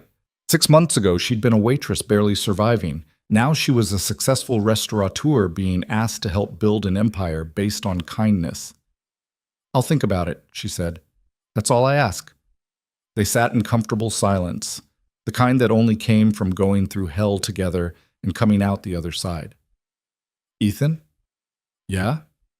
"Thank you. For seeing me when nobody else did. For giving me a chance when you had no reason to." He reached across the table, took her hand. The gesture was simple, but it meant everything. "You saved me first, Emily. That night at the Obsidian. I was drowning in loneliness and grief, pretending to be someone I wasn't, testing people because I'd forgotten how to trust them." His grip tightened. "You treated me like a human being when everyone else saw trash. That changed everything." Emily felt tears burning behind her eyes. "We saved each other then." "Yeah, I think we did." Outside the windows, Manhattan glittered in the summer night. Millions of people living their lives, chasing their dreams, trying to find meaning in a city that could be brutal and beautiful in the same breath. And in the warm light of the Golden Crane, two people who'd been broken in different ways sat together, holding on to hope that maybe kindness could actually change the world. Or at least their small corner of it. That conversation stayed with Emily for weeks, settling into her bones like winter cold that wouldn't leave. The idea of expansion, of taking what they'd built and replicating it across the country, felt simultaneously thrilling and terrifying. But there was something else bothering her, something she couldn't quite name. The restaurant was successful beyond anything they'd imagined. Her mother was healthy, the staff was happy. Everything should have felt perfect. But Emily found herself lying awake at 3 a.m., staring at her ceiling, feeling like something was missing. It took Lily to point out what that something was. "Why don't you live with us?" the 7-year-old asked one Saturday afternoon in July. She was sitting in the restaurant office doing a jigsaw puzzle while Emily reviewed inventory reports. Emily looked up, startled. "What? You're here all the time anyway, and our apartment has extra rooms. Dad says you live in Queens and it takes you forever to get home." Lily placed a puzzle piece with the concentration of a surgeon. "Plus, I like having you around. You explain things better than Dad does." "That's very sweet, Lily, but I can't just move into your home." "Why not?" "Because that's not how things work." "Why not?" Lily repeated, looking up with those sharp eyes that saw through every adult excuse. "Because your dad and I are business partners. We work together. That's different from living together." "But you like each other, right?" Emily felt heat creeping up her neck. "Of course we like each other. And Dad's happy when you're around. He smiles more. He doesn't work as late." Lily went back to her puzzle. Mom used to make him smile like that before she died. The casual mention of Ethan's dead wife hit Emily like a punch. Lily, I don't remember her very much, just pieces. Her laugh, I think, and how she smelled like flowers. Lily's voice was matter-of-fact, but her hands had stilled on the puzzle. Dad keeps pictures of her everywhere, so I won't forget, but sometimes I think he needs to remember she's gone, that it's okay to be happy again. Emily sat down beside the 7-year-old, her heart aching. Your dad is happy, sweetheart. He's less sad. That's not the same thing. Lily looked at her with eyes too old for her age. But he's different with you, like he remembers how to be a person instead of just being dad. Before Emily could respond, Ethan walked in carrying coffee and looking exhausted. I just spent 2 hours on a call with investors who want us to franchise the Golden Crane concept. He handed Emily a cup. They're offering an obscene amount of money. What did you say? I said I'd think about it, but honestly, he dropped into a chair. I don't want to franchise. I want to expand, but carefully. Each restaurant built with the same care as this one, not assembly line replicas churned out for profit. That'll take years. Good, we have years. He noticed Lily watching them with intense interest. What? Nothing, just observing. That's a terrifying sentence coming from you. Ethan turned back to Emily. I wanted to run something by you. I'm planning to start a program through the restaurant, free meals for homeless shelters, job training for people trying to get back on their feet. Use our success to actually help people instead of just accumulating more wealth. Emily felt something warm bloom in her chest. That's perfect. It was Lily's idea, actually. He smiled at his daughter. She said if we have extra food and extra money, we should give it to people who need it. Basic 7-year-old logic that apparently most adults forget. It's not complicated, Lily said. You have stuff. Other people don't. Share. Over the next months, they built the program from the ground up. Every Sunday, the Golden Crane prepared 50 meals for local shelters. They hired people who'd been homeless, gave them training and fair wages, and a chance to rebuild their lives. One of their best line cooks was a former addict who'd been clean for 6 months and cooked like his life depended on it. The media loved the story. More profiles, more interviews, more pressure to expand faster, capitalize on their success, turn compassion into commodity. Emily hated every minute of it. I'm not a story, she told Ethan one night after turning down yet another interview request. I'm just someone who served soup to the right person at the right time. You're someone who chose kindness over safety. That's worth celebrating. It's not some grand moral statement. I just saw someone who looked sad and wanted to help. Emily. Ethan set down the contract he'd been reviewing. Why does this bother you so much? The recognition, the success? You earned it. Because it feels like people are trying to make me into something I'm not. Some hero who saved the sad billionaire with the power of kindness. She laughed bitterly. It's not that simple. Nothing is that simple. Then what is it? Emily thought about that question for a long time. What was it really? The truth beneath all the success and accolades and life-changing opportunities? I was drowning, she finally said, working myself to death for a mother who was dying anyway, at a job that treated me like furniture, in a city that didn't give a damn whether I lived or died. And you walked in wearing muddy shoes and carrying a grocery bag, and I saw myself in you. That same exhaustion, that same loneliness. She met his eyes. I didn't help you because I'm some saint. I helped you because I knew what it felt like to be invisible, and I couldn't watch someone else disappear the way I was disappearing. Ethan was very quiet. When he spoke, his voice was rough. You weren't invisible to me. I know. That's why this worked. We saw each other when everyone else was looking through us. The silence stretched between them, heavy with things neither of them was ready to say. I should go, Emily said, standing up. It's late. Emily, wait. Ethan stood too, and suddenly they were very close in the small office. I need to tell you something. I've been trying to find the right time, the right words, but there isn't a right time for this. Her heart was hammering. For what? I'm falling in love with you. Maybe already have fallen. I don't know exactly when it happened. Maybe that first night. Maybe gradually over these months. But it's there, and it's real, and it's terrifying because I swore after my wife died that I'd never do this again. He was talking fast now, like if he stopped, he'd lose his nerve. And I know this complicates everything. The business, our partnership, Lily's feelings, but I can't keep pretending it's not happening. Emily couldn't breathe. The office felt too small, the air too thin. Say something, Ethan said quietly. Please. I don't know what to say. The truth would be good. The truth. Emily thought about all the nights she'd stayed late at the restaurant just to be near him, the way her chest tightened when he smiled, the dreams she'd been having where they were more than partners, more than friends, the careful distance she'd been maintaining because crossing that line felt dangerous and inevitable in equal measure. I'm terrified, she whispered. Of me? Of this? Of wanting something I might not be able to keep? Of building a life that feels too good to be real and having it all collapse? She wrapped her arms around herself. I've been surviving for so long, Ethan. I don't know how to do anything else. And what you're offering, it's not survival. It's actually living. That's scarier than anything I've ever faced. Ethan reached out slowly, giving her time to pull away. When she didn't, he took her hands in his. I'm terrified too, of screwing this up, of hurting you, of failing Lily by bringing someone into our lives who might leave. His grip tightened. But I'm more terrified of not trying, of looking back in 5 years and realizing I let fear destroy the best thing that's happened to me since my wife died. What about Lily? Lily loves you. She's been asking when you're going to officially join our family since about week 2 of knowing you. Despite everything, Emily smiled. She's very direct. She's 7. Subtlety isn't in her skill set. Ethan's thumb traced circles on her palm. But she's also smart. She sees how I am around you, how you are around me. And she wants both of us to be happy. Emily looked at their joined hands, thinking about the impossible journey that had brought them here.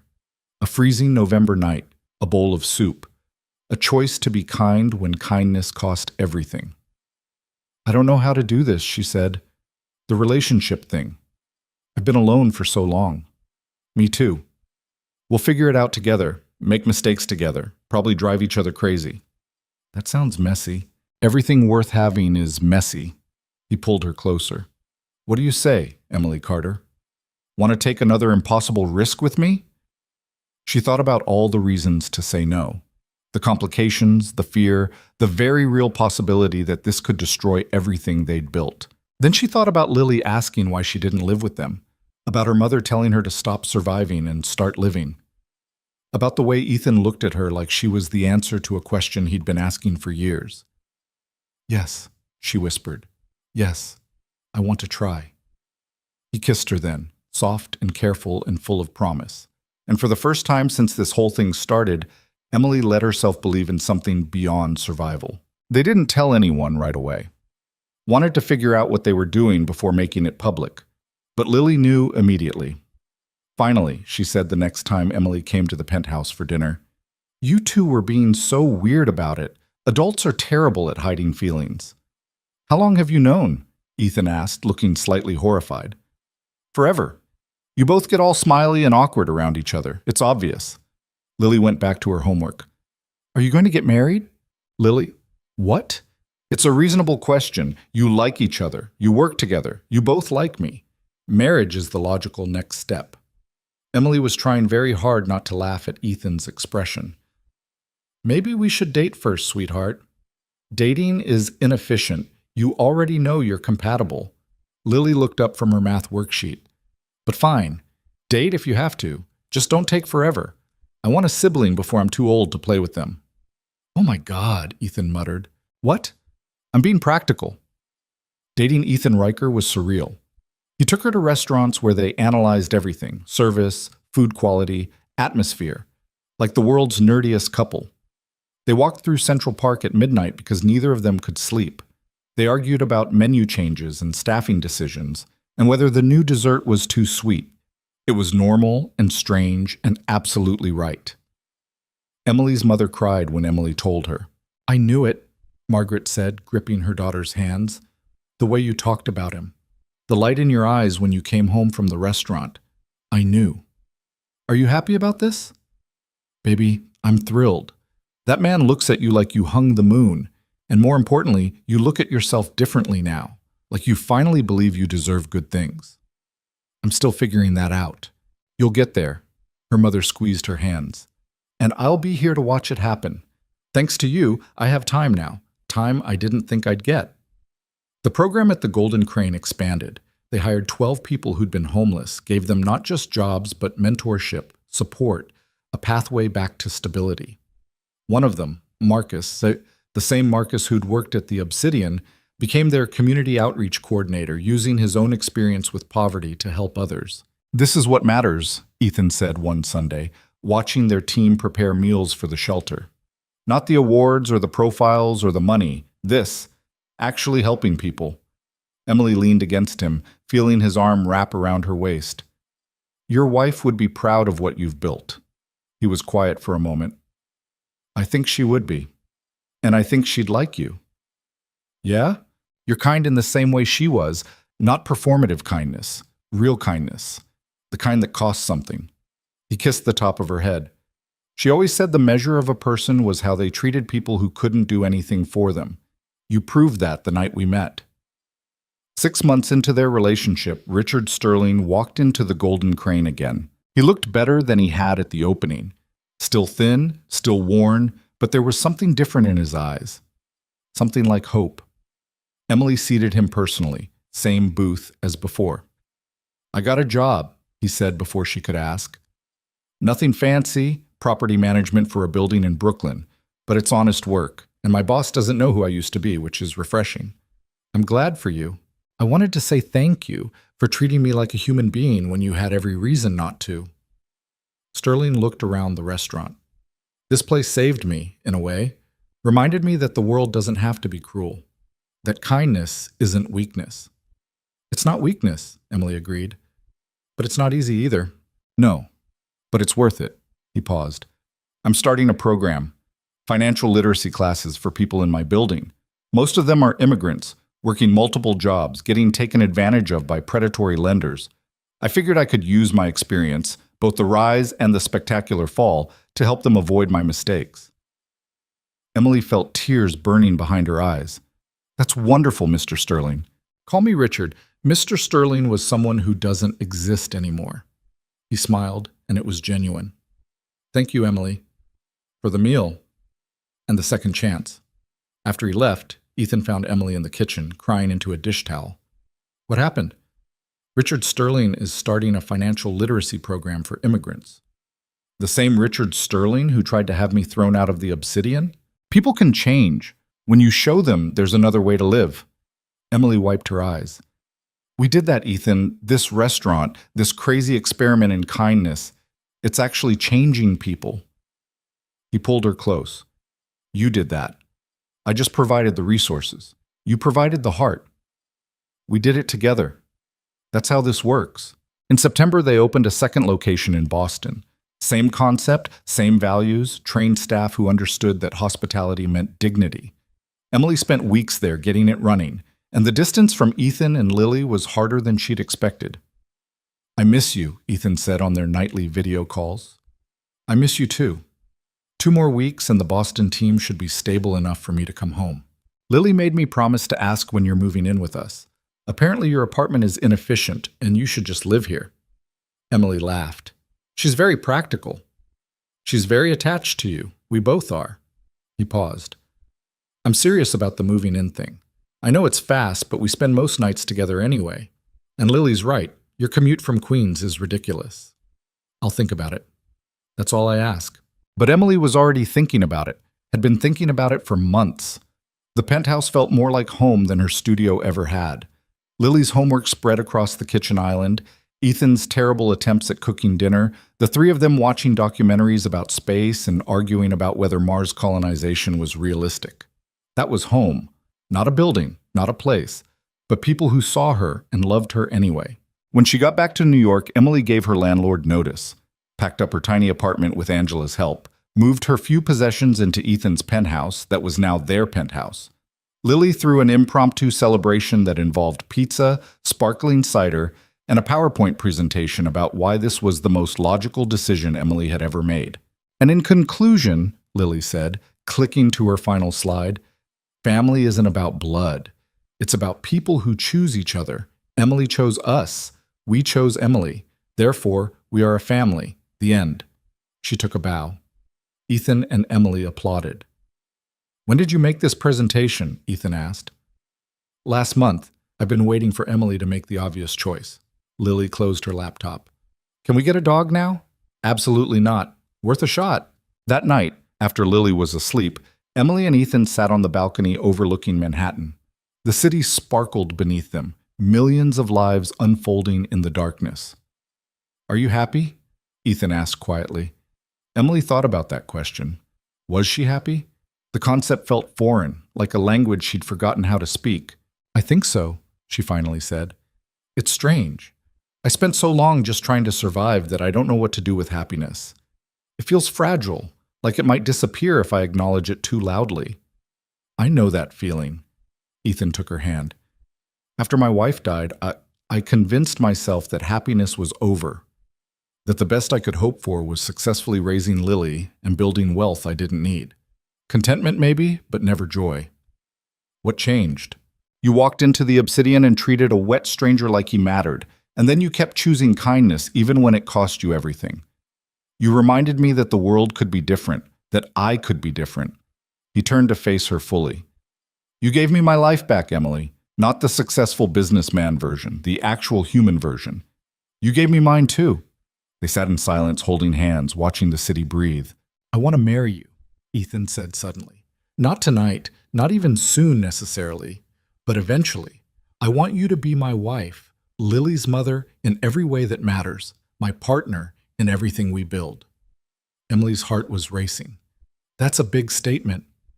I know, and I'm not asking you to answer now. I'm just telling you where my head is, where my heart is. She thought about the impossibility of this moment. A year ago, she'd been drowning. Now she was sitting on a balcony with a man she loved, in a home she'd chosen, living a life she'd never imagined was possible. Ask me again in 6 months, she said quietly, when we're sure this isn't just the excitement of something new. Deal. The holidays came fast. The Golden Crane did a Christmas Eve service where anyone could come for free. Homeless or wealthy, everyone got the same excellent meal, the same dignity, the same welcome. Over 300 people showed up. They ran out of seating and started setting up tables on the sidewalk. Emily's mother came in her wheelchair, holding court like royalty, telling everyone about her daughter who'd built a miracle from soup and kindness. Lily appointed herself head greeter, taking her job with the seriousness of a diplomat welcoming foreign dignitaries. And Ethan stood in the kitchen with Carmen and her team, plating food with his sleeves rolled up and his expensive suit jacket abandoned, looking more alive than Emily had ever seen him. This is what I wanted, he said when Emily found him. Not wealth or power or success. This. Making a difference that actually matters. You're doing it. We're doing it. We are. He kissed her, ignoring the whoops from the kitchen staff. Thank you for believing in this crazy idea. Thank you for seeing me when I was invisible. On New Year's Eve, they closed the Golden Crane for a private party. Just staff and family, celebrating everything they'd built together. Angela got drunk and gave a tearful toast about how the Obsidian had been hell, but the Golden Crane was family. Carmen presented Ethan and Emily with a custom menu she'd designed, a permanent edition featuring the French onion soup that had started everything. At midnight, Ethan pulled Emily onto the empty restaurant floor, and they danced to music playing from someone's phone while their found family cheered. I love you, he whispered against her hair. I love you too. Ask me what I want for the new year. What do you want? This, exactly this. You, Lily, this restaurant, this family we've built. Nothing more, nothing less. Emily pulled back to look at him. That's it? The billionaire doesn't want world domination? I have everything I need, everything I ever actually wanted. He smiled. Turns out it was never about the money. It was about finding people worth building a life with. In March, on the 1-year anniversary of the Golden Crane's opening, Ethan proposed. Not with fanfare or grand romantic gestures, just the three of them, Ethan, Emily, and Lily, in the empty restaurant after closing. He got down on one knee while Lily held the ring box, looking so proud she might burst. Emily Carter, will you marry us? Officially become part of this weird little family we've built? Lily was bouncing with excitement. Say yes, I helped pick the ring. Emily was crying and laughing at the same time. Yes, yes, of course, yes. Lily shrieked and hugged her so hard they both almost fell over. Ethan stood, slipped the ring on Emily's finger, and kissed her while their daughter, because Lily was already her daughter in every way that mattered, cheered loudly enough to wake the whole neighborhood. They got married 3 months later in the restaurant, surrounded by everyone who'd helped build this impossible dream. Emily's mother cried through the entire ceremony. Angela was maid of honor and kept making jokes about how Emily had literally married rich. Carmen catered, obviously, and Lily gave a speech about how she'd known this was going to happen all along because adults were terrible at hiding their feelings. Marcus, their outreach coordinator, stood near the back with tears streaming down his face. Richard Sterling sat beside him, also crying, both of them proof that kindness could actually change lives. I never thought I'd get this, Emily said during their first dance. A family, a home, a purpose beyond just surviving. You deserved it all along. You just needed someone to see it. Ethan pulled her closer. I'm grateful every day that I walked into the Obsidian looking like a disaster, that you chose kindness over safety, that you let a stranger into your life and changed everything. We changed each other. Yeah, we did. The restaurant continued to grow. They opened 3 more locations over the next 2 years: Chicago, Seattle, Austin. Each one built with the same care, the same values, the same commitment to treating people with dignity regardless of their bank account. The outreach program expanded too. They weren't just serving meals anymore. They were providing job training, financial literacy courses, mental health support, pathways out of poverty that actually worked. Emily testified before Congress about poverty and dignity and how the restaurant industry could be part of the solution instead of part of the problem. Ethan used his wealth to fund similar programs across the country, proving that billionaires could actually do something useful with their money if they gave a damn. And Lily grew up watching all of it, learning that kindness wasn't weakness, and success meant nothing if you weren't using it to help others. 5 years after that freezing November night, Emily stood in the Golden Crane during their anniversary celebration. The restaurant was packed with regulars, staff, friends, and family. Her mother sat at a table laughing with Carmen. Lily, now 12 and terrifyingly smart, was explaining quantum physics to a table of confused but entertained customers. Ethan was behind the bar making drinks and looking happier than she'd ever seen him. Angela found her near the kitchen. You good? Yeah, just thinking about how different everything is now. You mean how you went from invisible waitress to successful restaurateur, married to a billionaire? When you say it like that, it sounds insane. It is insane, but also kind of perfect. Angela squeezed her shoulder. You earned this, Em. All of it. Emily watched her family, the one she'd built from soup and kindness and impossible choices, and felt something she'd spent most of her life not believing in. Hope. Not the desperate kind that came from having nothing left to lose, but the real kind. The kind that believed tomorrow might be better than today. That kindness actually mattered.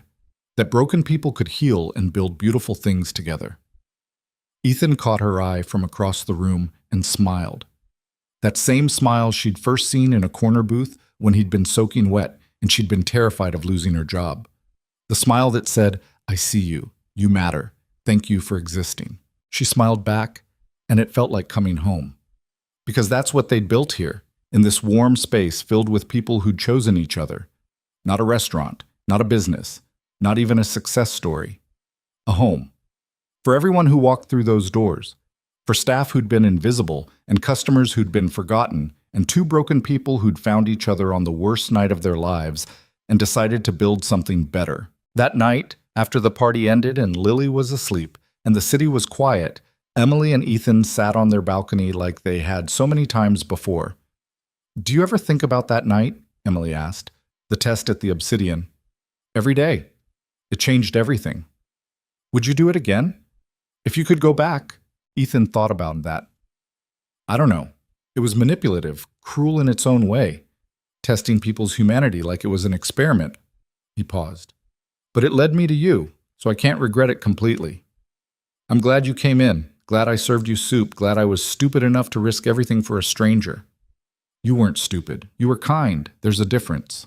Emily leaned against him, watching Manhattan sparkle beneath them.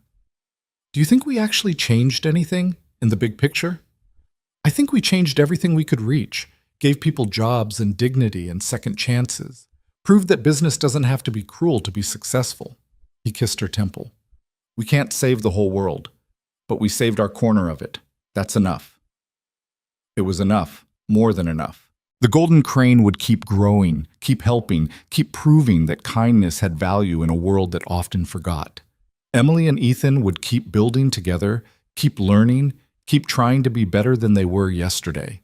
Lily would grow up knowing that wealth came with responsibility and success meant nothing without compassion, and family was whoever you chose to love. And somewhere in Queens, in a studio apartment that Emily had long since left behind, another exhausted person was working double shifts and drowning in medical bills and wondering if survival was all life had to offer. Emily hoped they'd find their own moment of kindness, their own impossible chance, their own reminder that the world could be different if enough people were brave enough to choose compassion over comfort. Because that's what she'd learned in 5 years of building dreams from soup and kindness and one freezing November night. That invisible people weren't invisible at all. They were just waiting for someone to actually look. That broken things could be rebuilt into something beautiful. That taking a risk on kindness, even when it cost everything, was always worth it. And that sometimes the best things in life started with the simplest choice, treating another human being like they mattered. Even when nobody else was watching, especially when nobody else was watching.